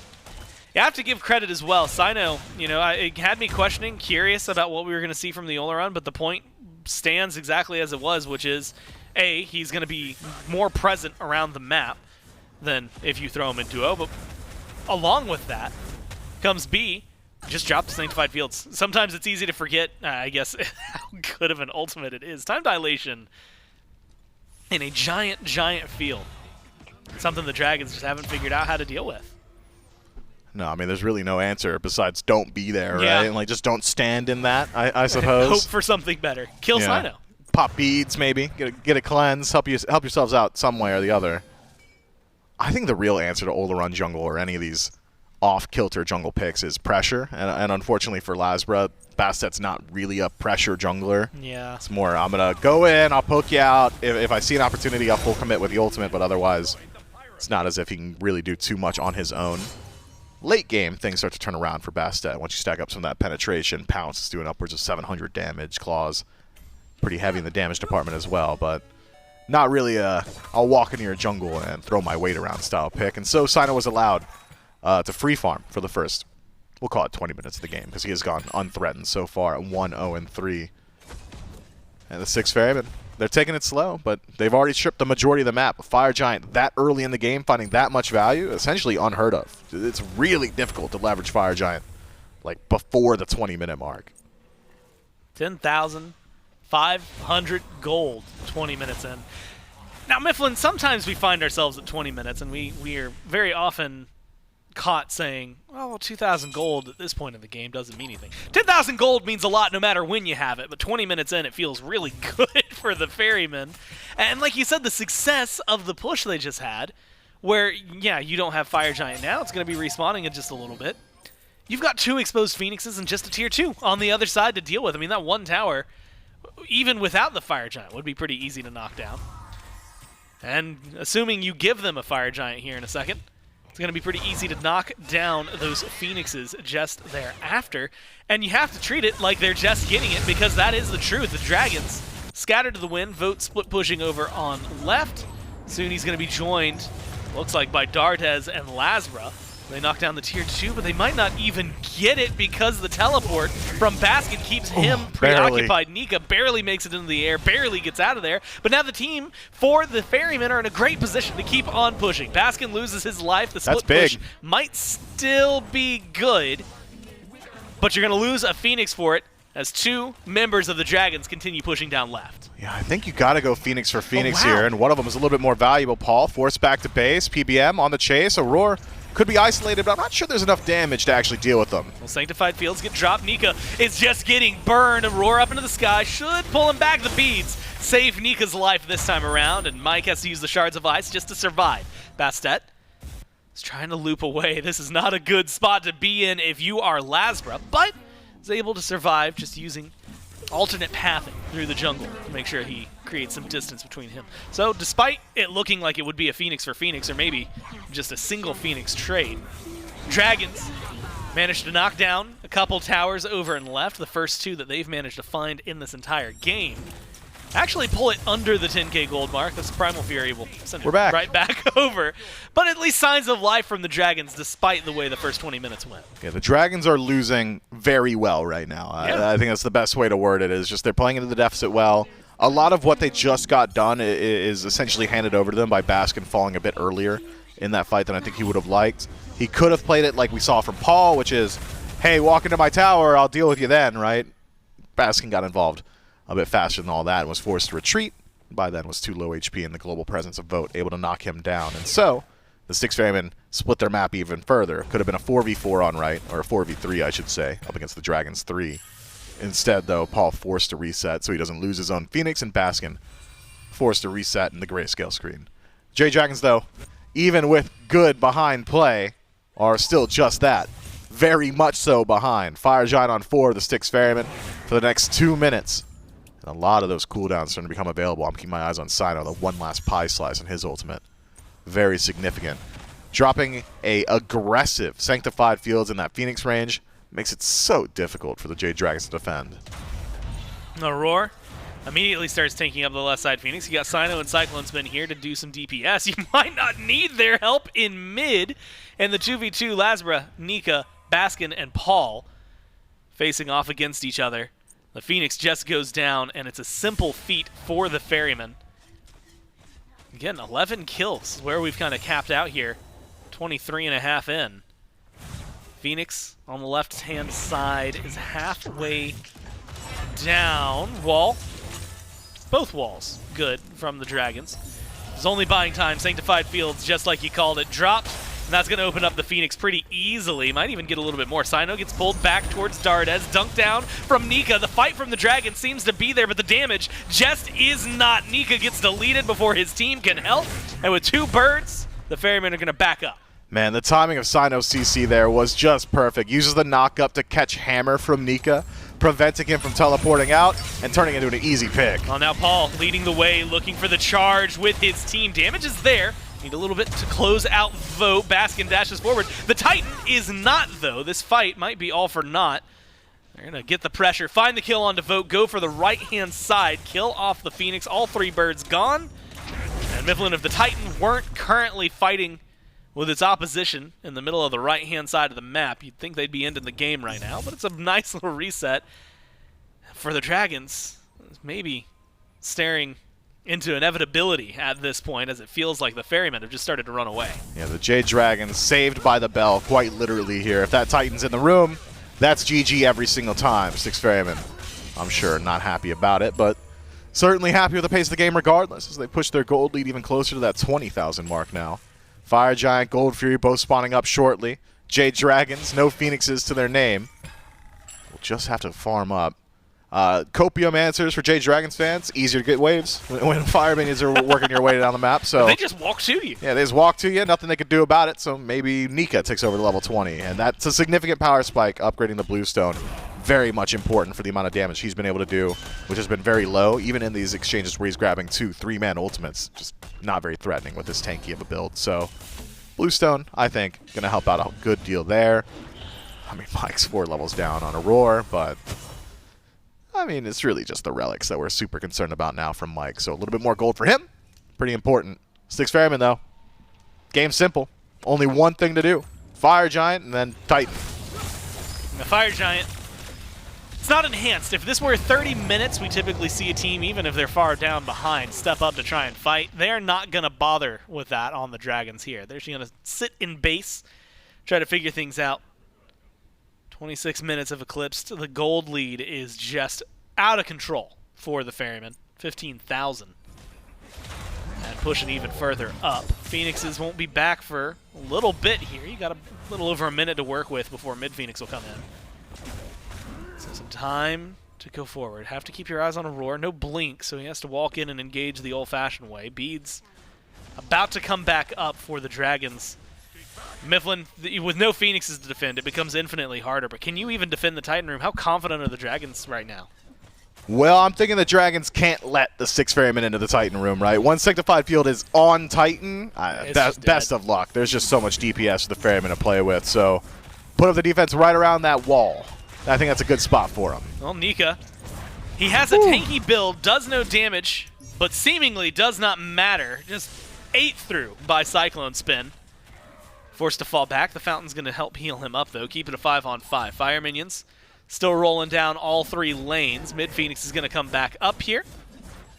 So the Dragons going to watch as the bird comes in and goes down. Phoenixes, luckily, will respawn. It's just going to be about 3 minutes before the Dragons see that one again. Left side will come up soon. Cyno is marching forward. There's the Sanctified Fields. They're going for the Titan. It's a great wall. The wall is holding them in and holding them out. Vote does go down. LASBRA poked out, forced to fall back to the Fountain. The Titan, though, still standing. Unfortunately, they've only returned 1 kill. They got rid of Cyno, lost the duo lane. Dardez barely able to make it back to the Fountain and stay alive. DPS now from the Ferrymen on the Titan, and they're going to make sure this set is not a goose egg. They find it in game 3. Push us to at least 4. Jade Dragons Classic, go up 2, at least drop 1. Never heard Mike call for a 3-0 ever in his life. Always a 3-1, one way or the other. Be it against them or with them. And so the Styx Ferrymen have fulfilled at least that potential. Would love to push it beyond that, though. Love to see the adaptations from the Styx Ferrymen, the aggressive tendencies, the willingness to group up on these objectives, to play around those team fights. Certainly there. The Jade Dragons, I mean, this one's tough, because I'm looking at it on paper, I'm looking at the dress, I'm thinking, this Ymir, it's time, legacy game. Just we spent like 5 minutes talking about it. Just gotta get to the point where you can get aggressive in the jungle, but there was never the damage output behind them. Felt like they were lacking severely in ability to PvP. LASBRA, it's not exactly his, bread and butter pick, not exactly a pace setter in the best stat. The Hell took a little while to get her damage online because she goes for that bruiser item in 3rd slot. And Nika didn't finish Bluestone until the very last team fight of the game. So even when walls were going up well, just, okay, well, they're stuck there for a second, guys. Can we please hit them? And any damage dealt was immediately healed by the Olorun. Well, we see the Ferrymen that we came to expect coming into this set. Just took them till 3 games to get there. But like you said, as Mike has gone on record saying it's a 3-0, 3-1 if we're trolling. We'll find out where they trolling. Are the Ferrymen back in this set? We'll have to see right after this.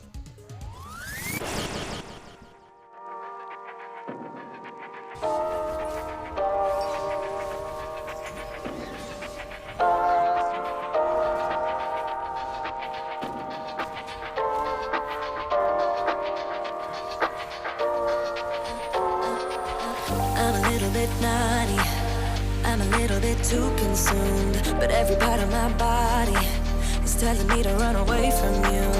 Come a little bit closer, yeah, yeah. Come a little bit closer, yeah. You're a little bit crazy. It's been days, but you never change. What's love got to do with it? He comes around, better knock that stuff down. Come a little bit closer, yeah, yeah. Come a little bit closer, yeah. To all my ladies who got a brother that doesn't treat them right, put your finger right in his face and tell that man bye-bye. I'm too fly, I'm too fly. Bye-bye, bye-bye, bye-bye. You're a little bit selfish. You get mad every time you lose. You can't take me with you. I'm scared you're gonna blow your fuse. Come a little bit closer, yeah. I can really start over, yeah. In the back of my mind, there's someone waiting on me. You're just wasting my time because you're scared and lonely. Finally got some closure, yeah. I can finally start over, yeah. To all my ladies who got a brother that doesn't treat them right, put your finger right in his face and tell that man bye-bye. I'm too fly, I'm too fly. Bye-bye, bye-bye, bye-bye. Here's to the memories. Cheers to who used to be. Your friend said that you left me. I'm glad that's what you believe. To all my ladies who got a brother that doesn't treat them right, put your finger right in his face and tell that man bye-bye. I'm too fly, I'm too fly.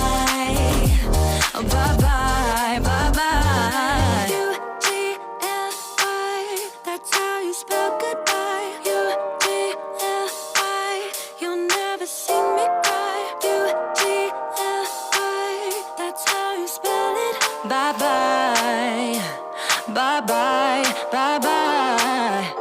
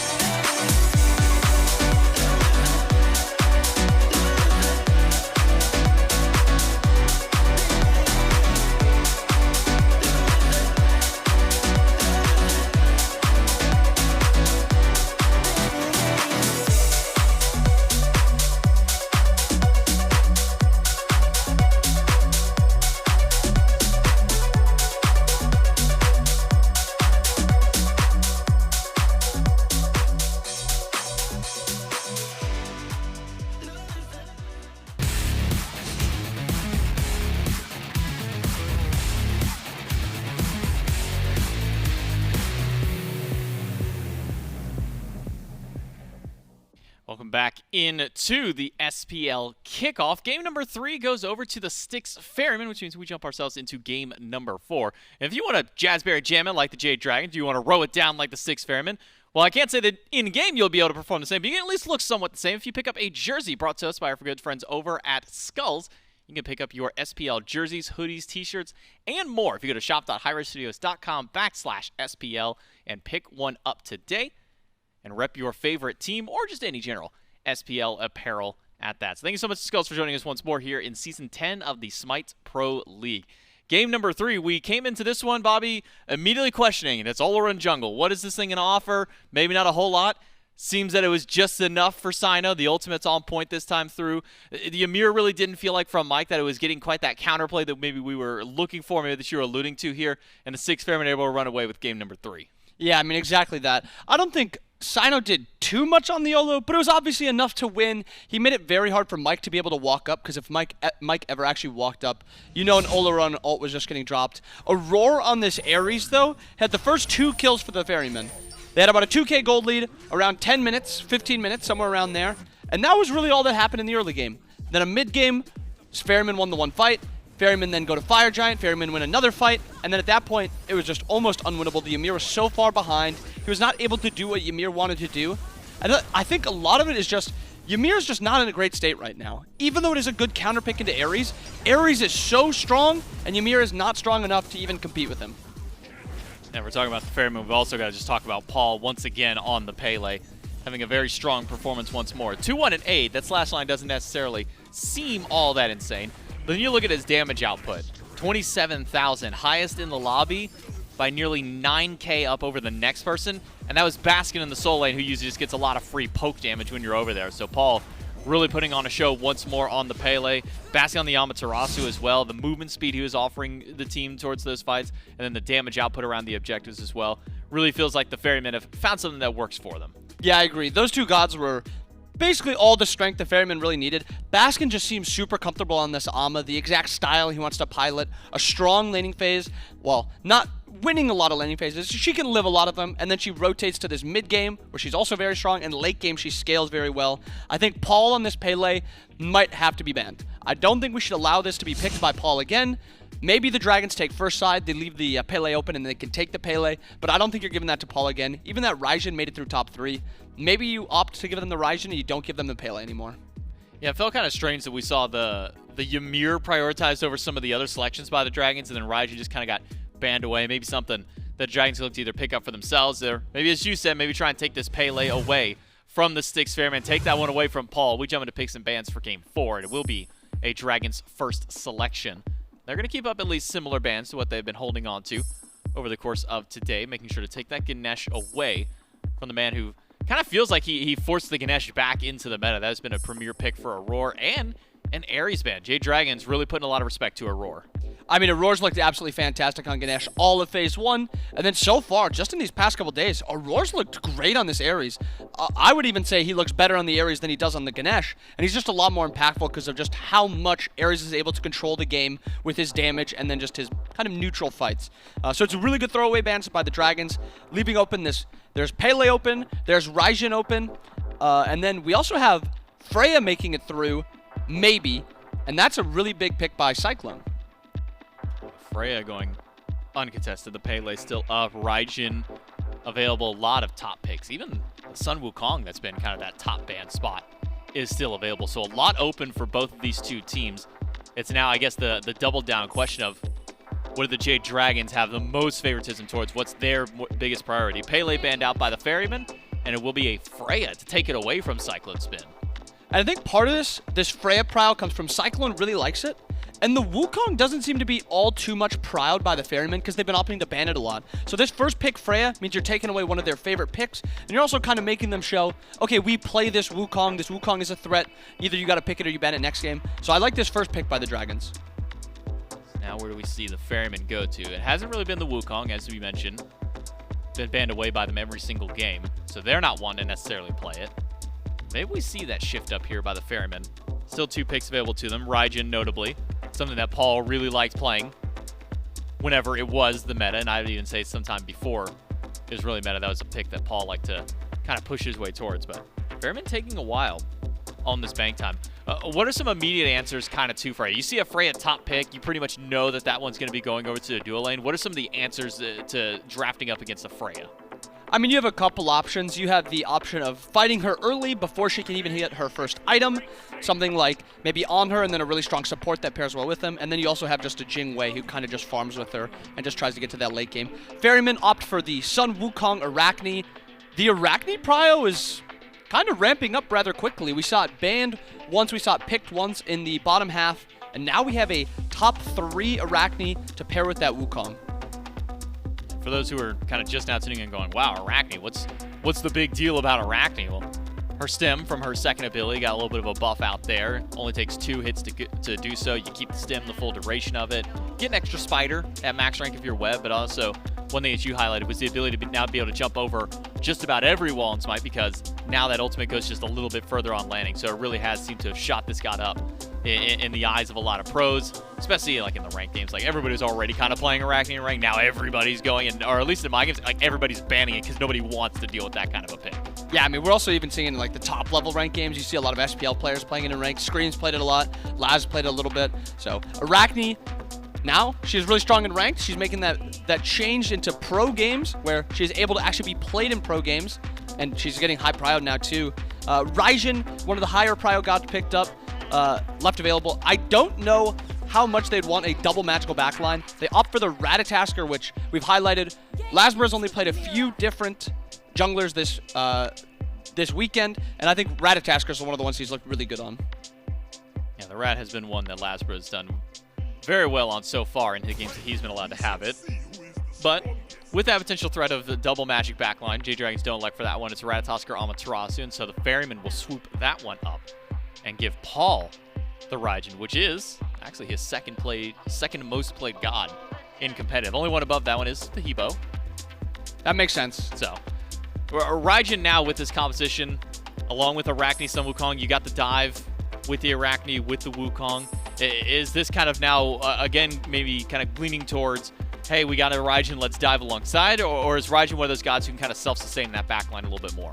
I think you kind of want Raijin playing a little bit more front-to-back style, trying to kill the enemy front line. I think Arachne Wukong, though, as a pairing, puts a lot of threat onto the Jade Dragons backliners of Freya and then whoever else they pick in mid, assuming the Freya goes to ADC. We've seen a lot of funky stuff today this weekend, so don't want to say it's guaranteed going there, but I'd assume the Freya is going to ADC. But that is just a lot of damage and a lot of CC that the Wukong and Arachne provide, which is threatening to the enemy's backliners. Terra and the Morrigan banned away, so Dardez eating a couple of bans by the Dragon, or by the Ferrymen, and then even the Dragons, a small little ban going his way. The Cabrakan taken off the table, as well as the Terra. Leaves open for Yemoja to make her way into the bottom 2. Quite the powerful pick to get in your bottom 2 here, Bobby. This Ferryman comp is coming together so well. They have so many different ways to play the game, so many strengths. They can play through early, they can play through mid, they can play through through late. They also have just really good team fighting and really good 2v2s. Depending on what they last pick here, something that can, you know, kill with this Raijin. They don't need a ton of damage because, they don't need a ton of CC because Raijin has a lot of CC in his kit. So this Ferryman comp is just left wide open, and there's so many strengths into this comp. Now maybe the opposite question comes here for the Dragons. You know, what's some of what they're lacking? You've got some initiation with the Amma, with the Ratatasker. You've got good late game damage with that Freya. What is it that the Dragons are missing that need to be picked up here in this last 2? I think they need some good hard CC. Right now they have Rat Acorn and then they have Freya Whoop, and that's just about it. I also think that they're lacking a little bit of area damage, which this Marty is going to help out a lot. We've not seen a ton of Marty, but I think he's looked fine, and I think he's still a very good pick. He also just really helps with your area damage, and when your ADC is Freya, you don't have any area damage. So this Marty is a really good pickup for that. I think my one worry with this Jade Dragons comp is their instant CC. It's basically just Freya Whoop is the CC that they want to play off of now. And it's a little risky when you're playing something like almost a double ADC comp. Now Ferrymen hovering their final pick for what CycloneSpin will be going towards. Hovering the Chiron at the moment. That gives you a lot of mobility in the backline, gives you some long-range damage as well. One thing that we've seen from Chiron to the past is, hey, we're about to start a team fight. Chiron, just go ahead and launch that Centaurus, throw it to the backline. You think maybe a lot of that same mindset here for Cyclone in this team?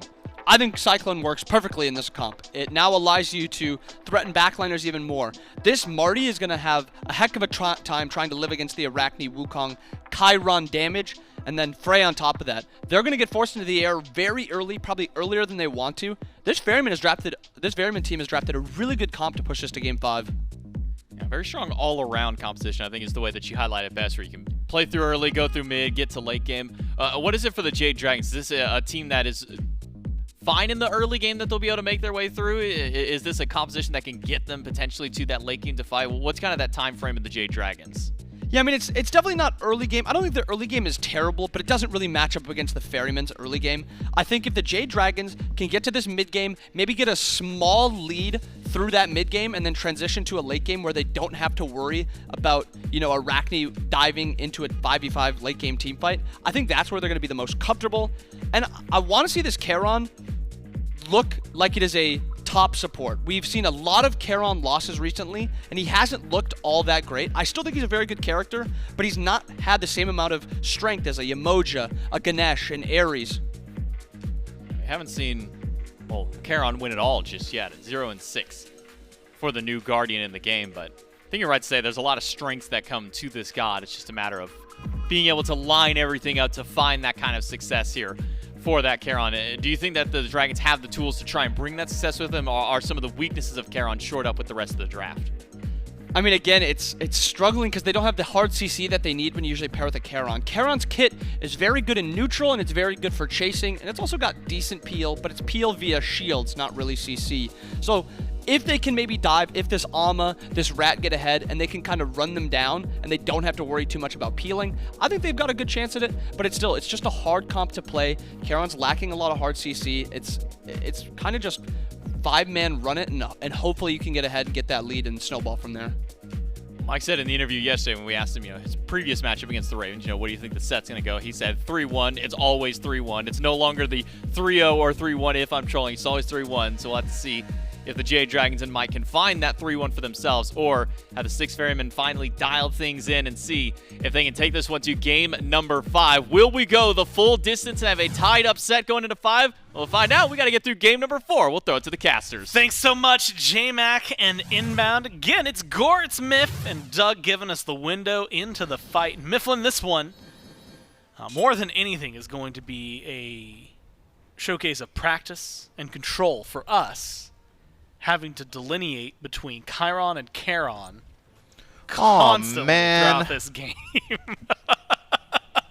Dude, that's bad. Like I don't wanna actually, so I won't. And you know what? I believe you actually. 57% of chat now in favor of the Ferryman. I know I was watching. There was one poor person. I don't know who they ended up voting for. But it was after, I'm assuming the Dragons, because after the Arachne got locked in, they came in chat and immediately said, oh no, I want to change my vote. And it feels like, Mifflin, that's the top 4. I mean, Wukong, who has been a very highly valued solo laner, although not necessarily the give and take, like, perfect guy. I mean, he's been getting banned a lot, He's too. been getting banned a lot. Cyno, Arachne, getting picked. We saw what it could do a couple games ago. It's been getting banned a lot. Guess what? Raijin, been getting banned a lot. And Yemoja, we've seen Aror on this pick.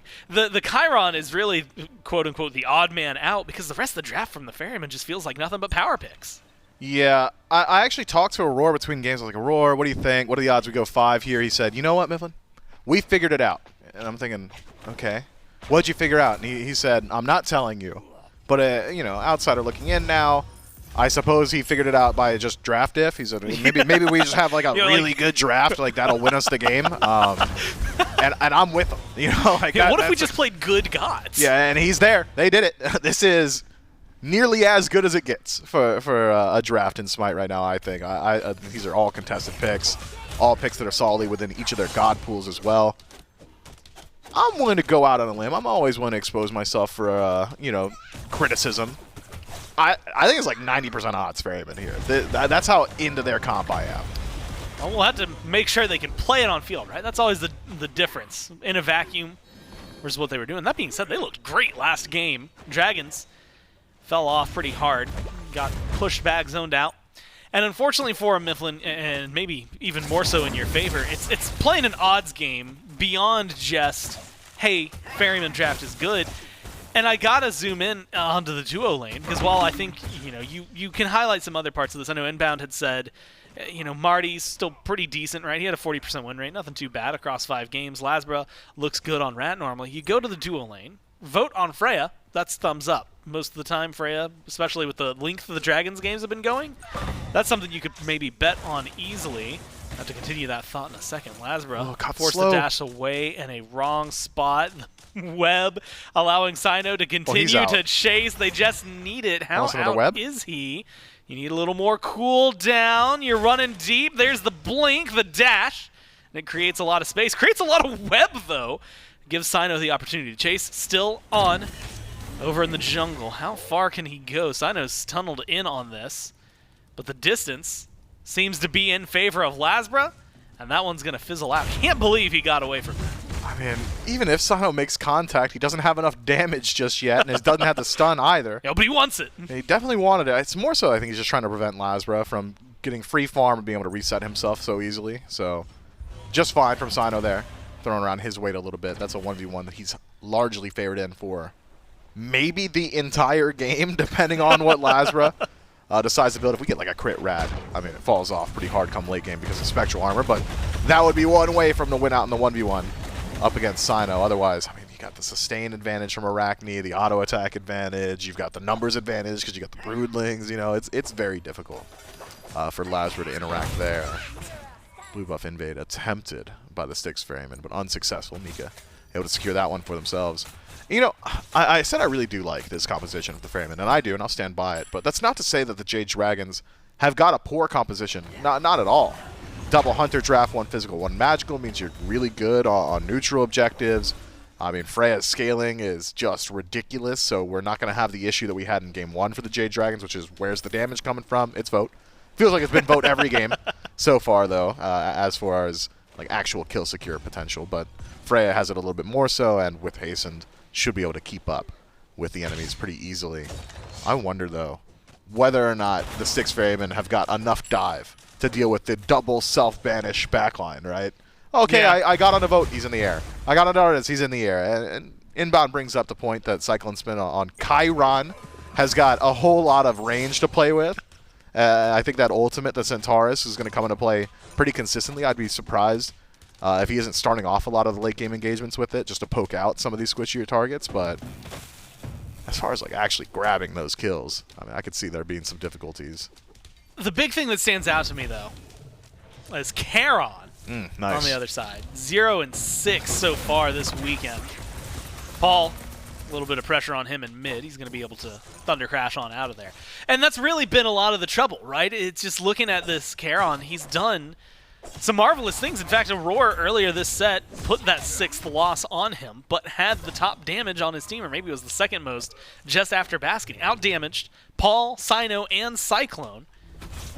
Mike's going for a little bit of a different build than what Aror was running earlier. It was a Chronos pendant for Aror, and looks like it's going to be a prophetic eventually for Mike over here. And so I guess I kind of got to ask you, I mean, we had seen Aror, he was kind of squishy, and that was the topic that we had locked on. I think he only died once that game. But do you prefer a little extra damage on your Charon, or do you like him to go the route Mike's going?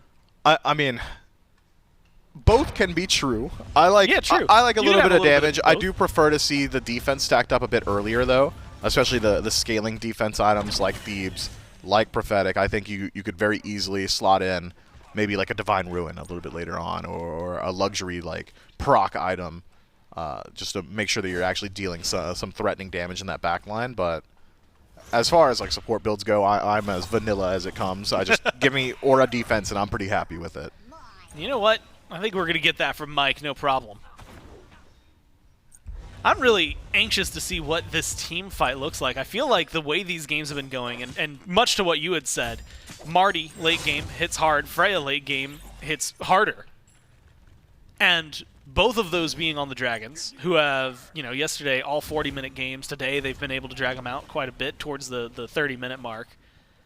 It feels like they kind of built maybe less for the meta, the way the Ferrymen did, and more for the level of play that they are giving. They know this game's going to go long because they know themselves. And so they're giving themselves the best odds Maybe not to win in here the first 6, maybe even the first 10, but instead to try and win at that 30-minute mark. Kind of the opposite style of play we've been seeing out of like the Warriors. Yeah, just a little bit more late game slanted, at least in composition. You know, we talked to LASBRA yesterday. He said, I'm not really a late game team. We just have some drafts that maybe slant that way, and I think this is solidly within the realm of that. So I imagine we see a slower pace throughout the early. Neutral buff confirmed by the Jade Dragons on the left-hand side, despite the best efforts of Aror, but Aror finds the small win of at least stacking up that Prophetic Cloak a little bit further. So parity and builds between the supports. So we get a quick look at how much damage Vote's already doing, and spoiler alert, it's a lot already. I believe that's like 170 per auto attack. CycloneSpin just not going to win out in that trade anytime soon. 170's pretty good. Oh, it's real good. Yeah, I'm like checking my notes. 170's pretty good. He's already got the hasten too, so like 1v1s, he wants them. The chase down's going to be there. You had mentioned the self-banishes as well. I didn't even start to talk about the fact that Freya's got just straight up a banish too. So it's like, hey, not only can we get away from you, I can get you away from us. And that might be something LASBRA's going to experience. I should say Cyno's going to experience, the Arachne. This time around, LASBRA had a great game on the Arachne in Game 2. Have not seen the same level of bullying so far from Cyno. But I don't think that changes too much about what I should expect from this Arachne. Do you think she's more like early slanted, mid slanted? Does she have like a part of the game she's just like intrinsically better at? I really like the 2-item power spike for Arachne. Feels like, especially with like Vital Amplifier or something like that, you're in a really good position to go ahead and start getting hyper aggressive. There are different styles of build as well, as Nika once more does confirm his blue buff for himself. There are different styles of build with Arachne. We've seen the auto attack, kin size, silver branch bow. We've seen like Crusher, Jotun's Arachne as well, a little bit more ability focused, want access to those cooldowns. We'll see which version Cyno goes for, but early indicators is leaning a little bit towards auto attack. My memory was actually going to have to take a little bit of a hold. The River Styx just barely tap Aror, but that's enough. Forces out a Riptide on the other side. Aror falls back.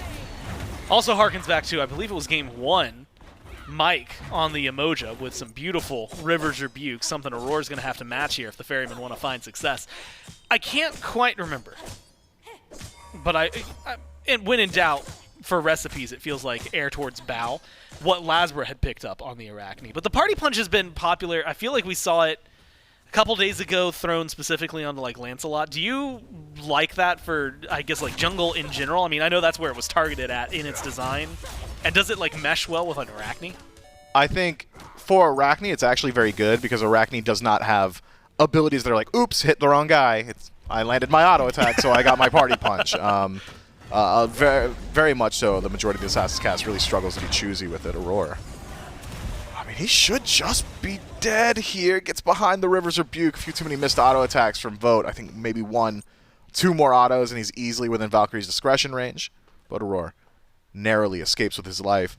Party Punch is very good on gods that can be like an Exacto knife, just a scalpel, choosy with their target selection, but I'm kind of a Party Punch hater. I just feel like Bow is just so much better. And that's it. Look, I'm taking that into real life as well. If you gave me the option of like, do you want some like fruit punch, Hawaiian or punch, a traditional Chinese or Bow? Yeah, I'm going Bow every time. Okay, yeah. Are you not? Like, well, I mean, like Hawaiian sometimes it depends. or Am Bow? I hungry or am I thirsty? You know, Well, there are okay. different things.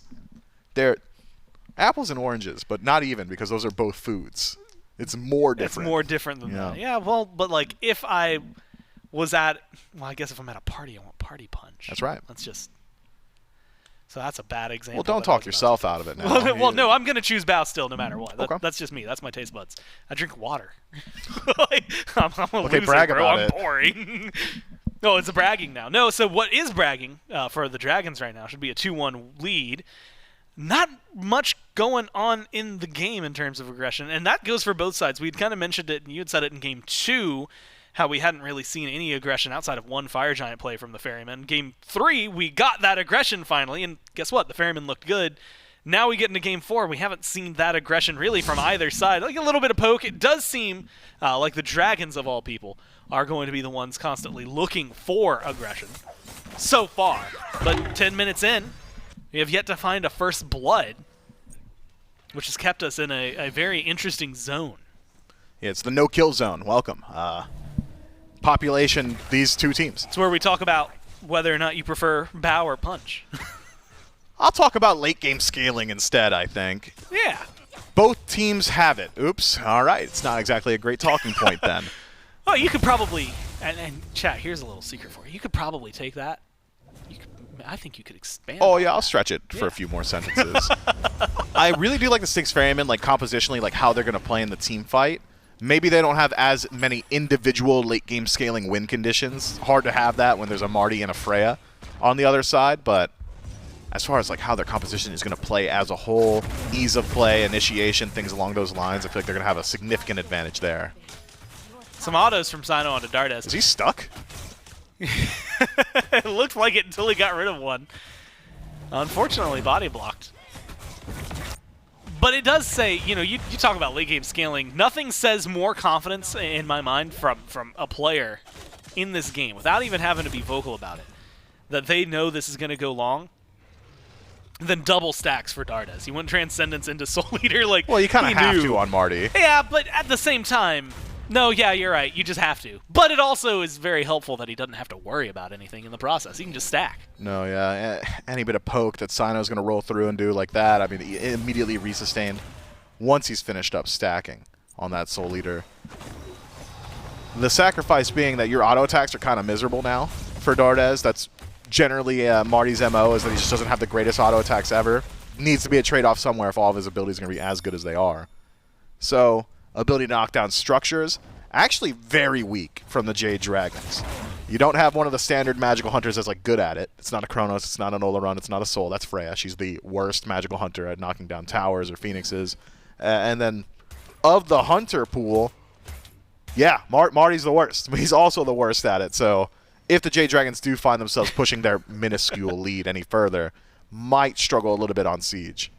The good news is it's the stuff in between the Siege, right? The towers maybe are going to be tough to kill. But the Gold Fury, the Pyro when it spawns, Fire Giant later, they're going to make a different conversation. Beacon spawns in. We're 12 minutes into the game so far. Still 0-0 up on the board. Cyno, Baskin, Paul up against what seems just Dardez now as the rest of his team kind of scatters. And so the Beacon goes over to the Ferryman without too much pomp or circumstance. Ward coverage, I mean, there's a ton of Ferryman wards left to right, capturing rotations. Maybe something that can finally happen here. Dash good from Mike, stun from Aror. Just a little wide. And unfortunately for them, that means CycloneSpin won't have the opportunity to get some of those shots set up. And Mike gets to live to see another day. I mean, even if the stun does connect, it would take So a much. massive commitment of time and effort. You need the River's Rebuke to line up. You need CycloneSpin hitting every single auto attack, ability, and ultimate shot. And even then, I'm still not sure. With the Phantom Shell already there for PBM, whether or not that would even result in a kill. Best case scenario, I think, is you just burn through that relic. So, you know, good attempt from Aror, but not really missing out on too much. Maybe this is what Aror meant when he said he figured it out. What if I just slow down the pace? What if I just go real late game? What if we... He's actually living rent-free in my head, because when he said, I'm not going to tell you what we figured out, he laughed at me after. So, like, That's such an Aror move. I That's a power need to move, know. too. I need to know. Well, maybe this is it. Cyno on Arachne. I lied to you. That's not it. He gets a little bit of damage onto Dardez, and like you said earlier, presumably now with a fully stacked Soul Eater, we'll see that. Shots are good from Vote. Needs a couple more Aegis. Buy some time, but Valkyrie's discretion gets the job done. Soloed in left. Vote finds first blood, but now can you get out of there? You've used a lot in order to find this kill, and the team has rotated in Aror, locked him in River's Rebuke. Phantom Shell makes sure that the Dragons can stay out of there. Knock up from LASBRA, good onto Aror with the ultimate. One more shot and one auto from Nika. Gets a second kill here for the Dragons. Chases on, but the whoop is off. Vote unable to help his team continue chasing down. They get the two, they get out. Vote the difference maker. That whoop just perfect to catch out the giddy up from CycloneSpin. Afterwards, Cyclone realizes, oh man, I'm also doing the double stack Hunter build. I can't auto attack trade a Freya ever. And so loses out on that boxing match and his life. Forces the TP from Baskin, who gets there too little too late. Rotates through. Only enough to force out maybe a few of those relics from the Jade Dragons. This is interesting, though. Tier 1 tower. taken by the Jade Dragons. Dardez does not match rotation, so takes down the structure. And then it's a fallback to the Pyromancer, whereas the Styx Ferrymen, who lose out on the fight, grab the greater of the two neutral objectives. The actual Gold Fury going their way. Generally, it's easy to say Pyromancer probably going to be better because Runic Bomb almost always this early in the game will result in a Tier 1 mid-tower kill. Tier 1 mid-tower is already gone, so Nika might just be holding on to this for a while. In some games, I've actually been a fan, and this is all circumstantial, but like, we've seen 3 Runic Bombs get stacked up and then just walk in and you just tactical nuke a Phoenix. It's just gone in the blink of an eye. Now the players have had a lot more time to deal with the Runic Bombs. They know how to delete them a little bit better, get rid of them off the board. Yeah, hitting them. It's good. And so we'll see if the Dragons even end up in that kind of position. Sometimes you just throw it out, see what can happen. But it's on Nika, so you have to imagine at least some sort of tower push. Items come through. Brawler's beat sticks are being picked up to help deal with some of the healing. And we have yet to see too much from the Ferrymen. The duo lane died earlier thanks to the Dragons. Cyno's been trying and mostly bullying about like a third at max health bar from Dardez every single time that he gets the opportunity to. Just hasn't been able to do too much on the Arachne, which is a completely different look than what I expected coming into this after what we got out of LASBRA. Speaking of which, LASBRA dash forward, forces the beads out of Paul, goes up onto the branches of Yggdrasil, comes crashing down, knock up onto Paul. They need a little more damage, and he's not going to be able to find it, just a little short and can't dash forward. Unfortunately, between him and Dardez, too much.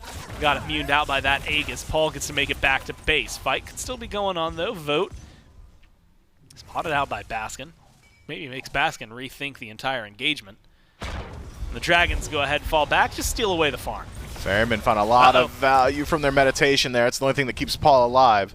It's that healing from Yemoja stacked up with that meditation, but won't have it for this next fight. The Stygian Beacon will be opening up very shortly. Paul loses both of his relics. 2 minutes, no relics. No chance to take a team fight there. I think the Styx Ferrymen essentially just have to give up this beacon, so long as a few members of the Jade Dragons show up to it.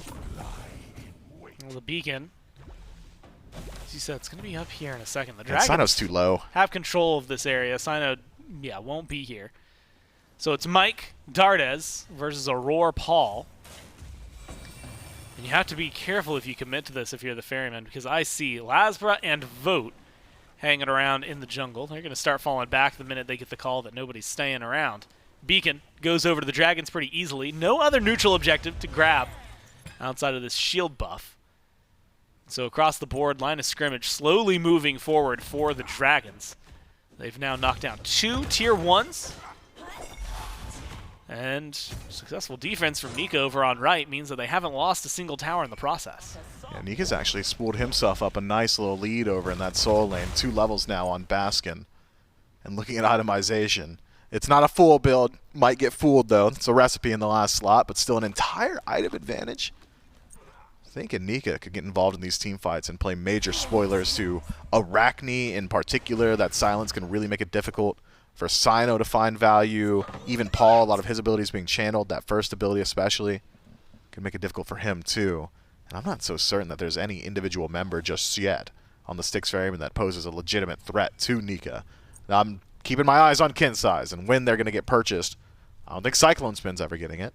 Cyno certainly could. We had seen it last time Arachne was locked in. It was kin size in that slot. Instead, Silver Branch Bow for Cyno. A little bit of penetration, some power, some attack speed. Won't be benefiting from the passive until he pops his second ability. Yeah, Styx Ferrymen just need a little bit more farm. A couple thousand more gold, things going to look a lot better for him.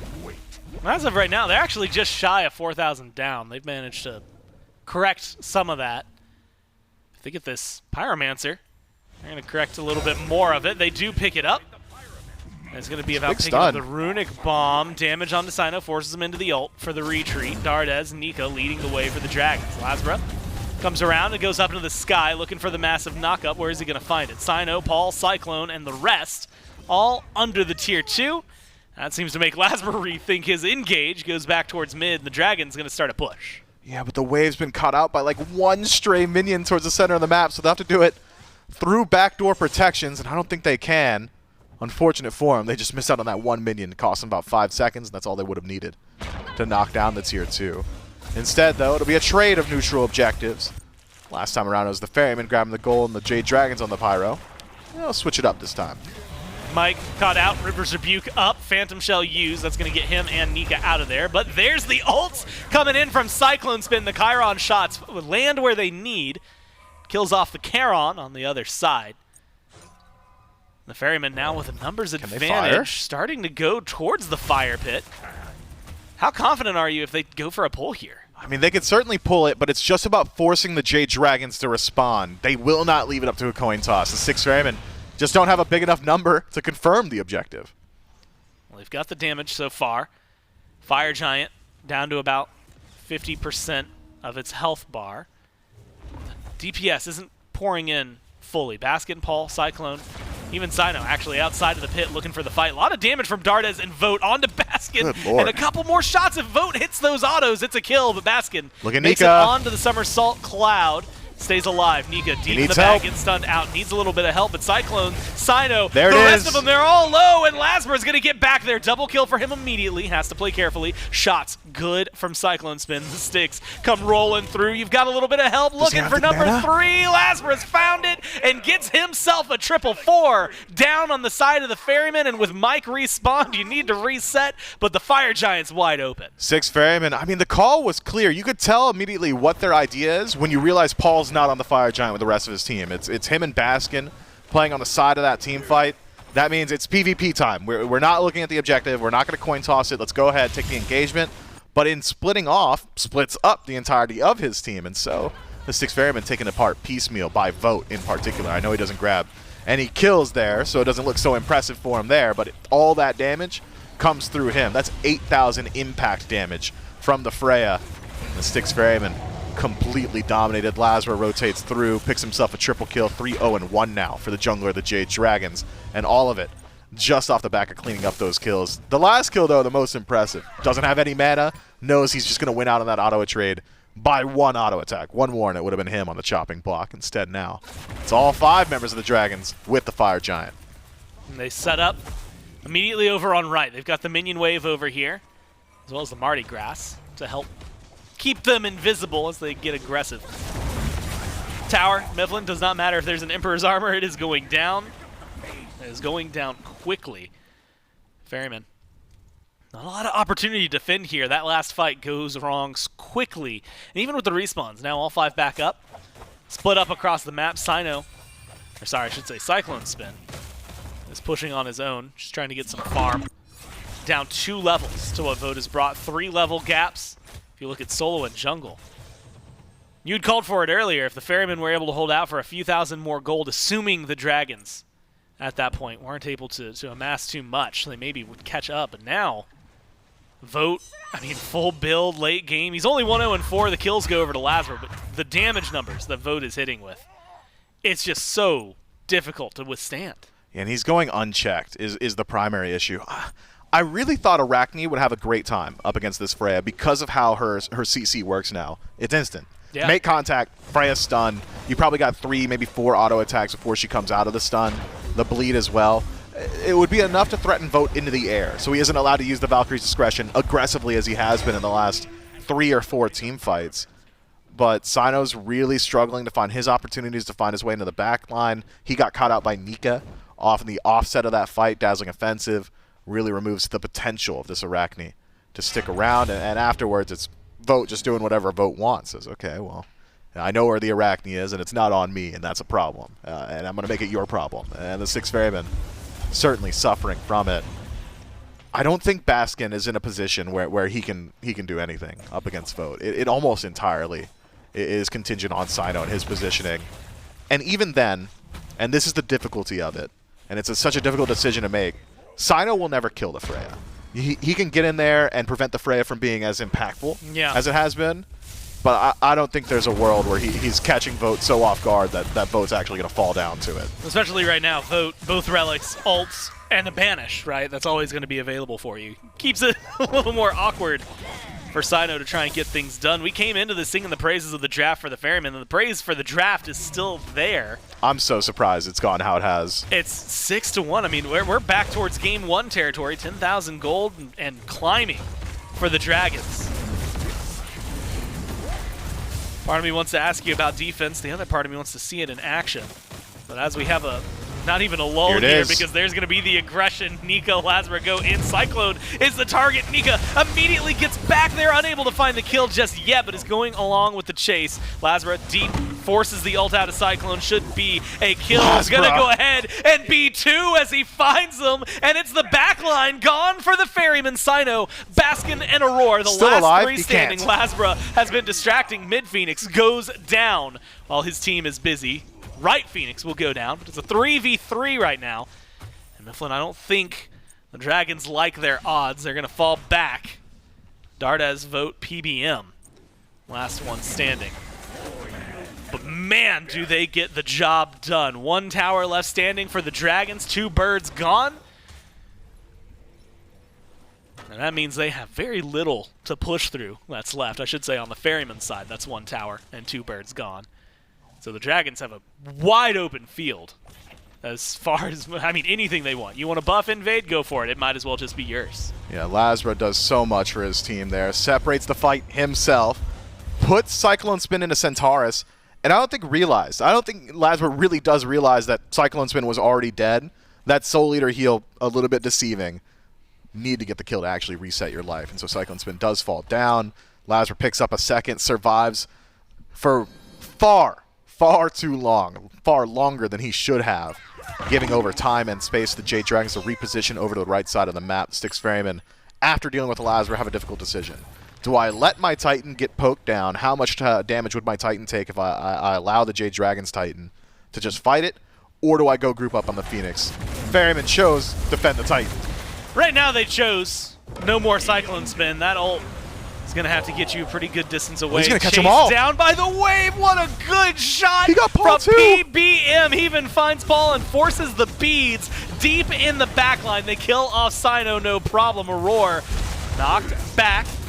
And just under half health. LASBRA in mid with a fire wave. The rest of the team's going to be knocking down the tier 2 in left. Fire Minion's going to be going in on right. LASBRA is hiding in the grass.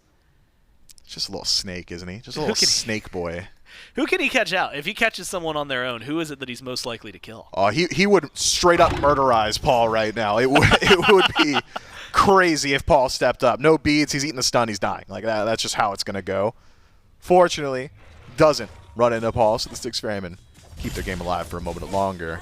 LASBRA, though, clearly very confident in what he's able to get done. Playing solo agent that far forward, he'd spot out any rotation towards Fire Giant from the Ferrymen.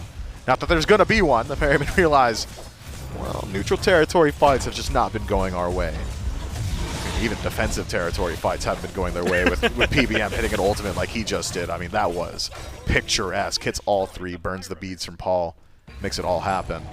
Fire Giant once more to the Jade Dragons. Their siege just as good as it was previously.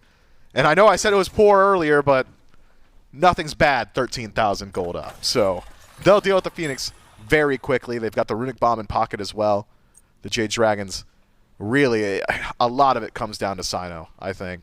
And it's a lot of weight to put on Cyno. It's not a fair expectation, but I think he's the only one that's got any semblance of say in the matter. He's the only one that can make something happen here for his team. The rest of the Styx Ferrymen essentially relegated to playing very far back in the fight. This is going to be a struggle for the Ferrymen. Mid Phoenix is going to be back shortly, and then just thereafter Does the he right even Phoenix win that? will come in. Cyno's trying his best to just get something done. You put the pressure on him. Oof. Even in the 1v1 between him and Nika, it's question marks as to whether or not he could win it. You add LASBRA into the mix, and absolutely not is the answer. The 2v1, he has to fall back. But uses the ults for the disengage, Mifflin, and it just feels rough. I mean, trading LASBRA's Blink and Dazzling Offensive for Cyno's ultimate is worthwhile. That's a big value trade for the Styx Ferrymen. We'll see whether or not it amounts to much, though. It still is a massive deficit. Yeah, Phoenix mid has respawned. Right's about to be back up. Mid's 1 hit away. Whether it's going to be Dardez, maybe even Mike at this point, someone stepping in to auto it. They're going to find the middle bird, no problem. Right side is going to be taken down quickly after. And it is the Dragons game all in control. 9-3. 29.5 in. Burn damage on the left side, Phoenix. Centaurus. Both towards the bird and towards the Ferryman. Mifflin, they haven't committed just yet. Runic Bomb's still in pocket for Nika, but he's playing on the right side of the map, trying to corral some of those minions in towards the Titan room. LASBRA keeping pressure on mid. Does keep the Styx Ferrymen split up, but the Jade Dragons really are going to struggle on knocking down this bird if it's just going to come down to the 3-man core. Yeah, do you like the 3-1, now 3-2 split that's been coming from them? It feels like the focus has maybe been a little skewed here for the Dragons. Ult just used by LASBRA, forces Cyno back, River's Rebuke comes up, and it's going to be damage on the left-hand side. Mike looks for an ult, and he's going to hit at least 4 here as he taunts them all around, fears them as much as they need. Baskin taking a lot of damage in the process, but they have not been able to get as aggressive as possible. The Somersault Cloud healing helps out. Lets the Wukong reset. 5 strong on both sides, just outside the Phoenix line. But what you called comes true, and that is the Dardez and Vote. Not great at knocking down Phoenixes right now. And considering this Fire Giant was not enhanced when they got it, the left side Phoenix is still sitting at half health, and it just seems almost impossible to try and get into. Yeah, and I'm not sure that Nika or LASBRA would be much of a difference maker on that situation, so having them continually pour these minions in towards the base, death of 1,000 cuts. Titan's already down about 70%. Keeps things going. Now opens up the left side Phoenix one more time. Phoenix is the main target, and Nika's going to help get that one. It's about time. And now all 3 birds are gone. Nika gets body blocked, though. It's CC'd. Felt like it could have been something massive. Instead, it's Baskin who has to Oxform to get out of there. A lot of low health bars. Ball has to go big. The shots connect, just not enough on a single target. Low health bars for the Dragons. They're all running away. Nika does get taken out. Dardez into the air. Find some return shots, but this is a great opportunity for the Ferryman and for Cyno, who's going to be jumping in. You've got LASBRA waiting for the knock-up. Beads available there for Cyno. Goes in, gets 1, loses his life for it. Hold on. Now the chase continues to be on. Health bars low. LASBRA can't escape CycloneSpin, and the shots are there. The Ferryman putting in their energy, knocking up Vote, looking for these massive kills, but Vote is still a late-game Freya. You've got to remember it. Basket barely escapes that Riptide. Great from Aror. Keeps Vote in here. There's the River's Rebuke, and here's the lockdown you needed to get rid of Vote, get rid of 4, and give the Ferrymen some breathing room. Yeah, PBM was not willing to die with his teammate. I think maybe could have kept him alive a little bit longer. Vote has pretty decent odds in that fight. CycloneSpin, though, with Centaurus back and still having the Aegis, maybe enough to dissuade him and Mike. Much rather to be alive on the off chance that the Styx Ferrymen are in a position to actually go for a siege there. Styx Ferrymen weren't ever going to be in that position, though, considering their Titan was being accosted by minion waves once more. Down to 50%. And with those Phoenix timers so desynced, the Styx Ferrymen probably won't have an opportunity to get any of that HP back on their Titan. Jade Dragons, they finished what they set out to do, which is knocking down all the birds. The door blown wide open to the throne room. Knock down a Fire Giant. The win condition, the goalpost has shifted now for the Jade Dragons. You don't need a pick. You don't really need to do anything besides get into the Titan room. They've got enough damage between the 5 of them to go ahead and win that race. Styx Ferrymen, they realize it. It's a desperation play. Fire Giant pulled, as you said, by the Ferryman in a desperation attempt. And it's going to be spotted out. True coin Weeded out toss. here by the Dragons. Going to be a 50-50. Fire Giant 25% HP. LASBRA up onto the ultimate.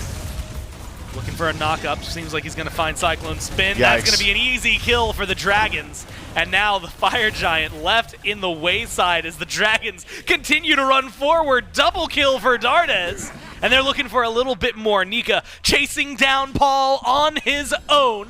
And is going to be able to keep a little bit going. Riptide good from Aror. But at this point, you're putting a Band-Aid over a bullet hole. And it is nothing but kills. The full-on deicide here as the Dragons pour into the base and win this set. I meant it at the top. I really thought the Ferryman had it off composition alone, but the Jade Dragons win on play on field. Concise victories, hyper-aggression throughout the early, strong structure play as well. Maybe takes them a little bit longer in some of those birds, but doesn't matter when you played the early game as well as they did. I love the call, though, at the end from the Styx Ferrymen. There's no world, if they sit in their base for the next 20 seconds and allow the Jade Dragons to set up on Fire Giant, that they're ever winning the game from that position. Yeah. So they do the only thing that they think they can, which is blitzkrieg the fire, but it comes down to a game of chicken right at the tail end. You want a 50-50 coin toss it, you have to stick in there and flip that coin. Instead, it's this split call. Few members stay in the pit, a few members start to back up.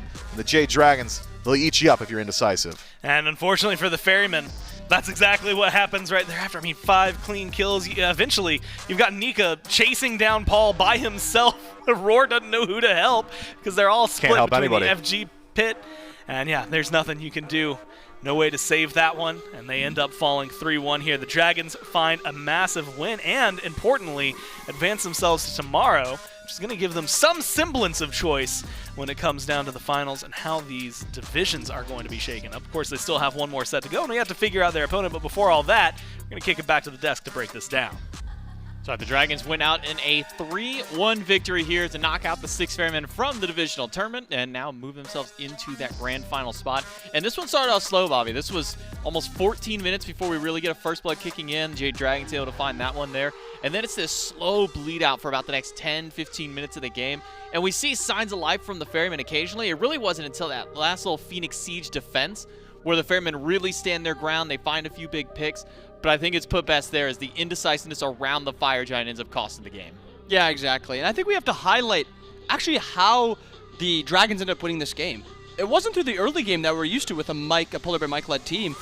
It was that mid game, that late game that really pushed them. Their sieging is still a little rough, and I think they can learn a lot with their sieging. But so far, this entire weekend, the Dragons have been looking really good in that mid game, and I think that is what we need to see from them. For this team to really pick it up and be one of those best teams and one of those absolute top-tier teams like they can be, they need to be really smooth in that late game. That sieging gets a little bit better. I can see this being one of the best teams for this next phase. Yeah, LASBRA on the Ratatosker. Very quiet to start the game out, but then gets a nice roaring triple kill right there around that 21-minute mark. The moments like these are where you could see potential fight back from the Ferrymen, holding as much as they can. Even mentioned that LASBRA didn't quite think that kill actually went through on the Charon. Turns out it did. And then this was kind of that moment, or I should say right before this, where we saw the Ferrymen really fight back. They find that defense. But then it's this turnaround here at Fire Giant. If you keep going back and forth, you can't make up your mind, can't make that decision, Jade Dragons will run right over. Yeah, I think you and Myth highlighted perfectly where the indecisiveness from the Ferrymen for that last fight was just causing their downfall. They either all have to commit or they all have to back up and kind of just play for the next fight. Unfortunately, they did both semi. It ends up with the Dragons just running through them and killing them all. And for all the fans of Charon out there, his first win this weekend. Took him 6 losses to get there, but we do get that first win on the Charon.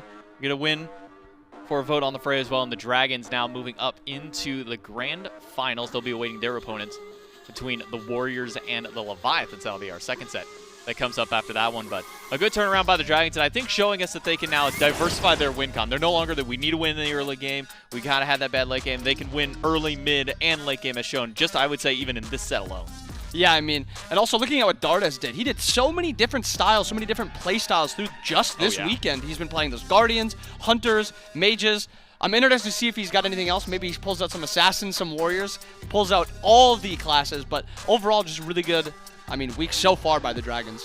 And there were even moments where we were looking at bans saying, wow, this is kind of a weird ban here, or more so like targeted bans that were kept going towards Dardez. Between the Athena, we saw Cabrakan at one point. We were seeing a lot of the Morgan was kind of banned from him. So just showing that maybe he is a pretty potent threat there in the midland. Let's take a look, though, at the bracket. For everything you've missed so far this weekend and what you can still expect to come.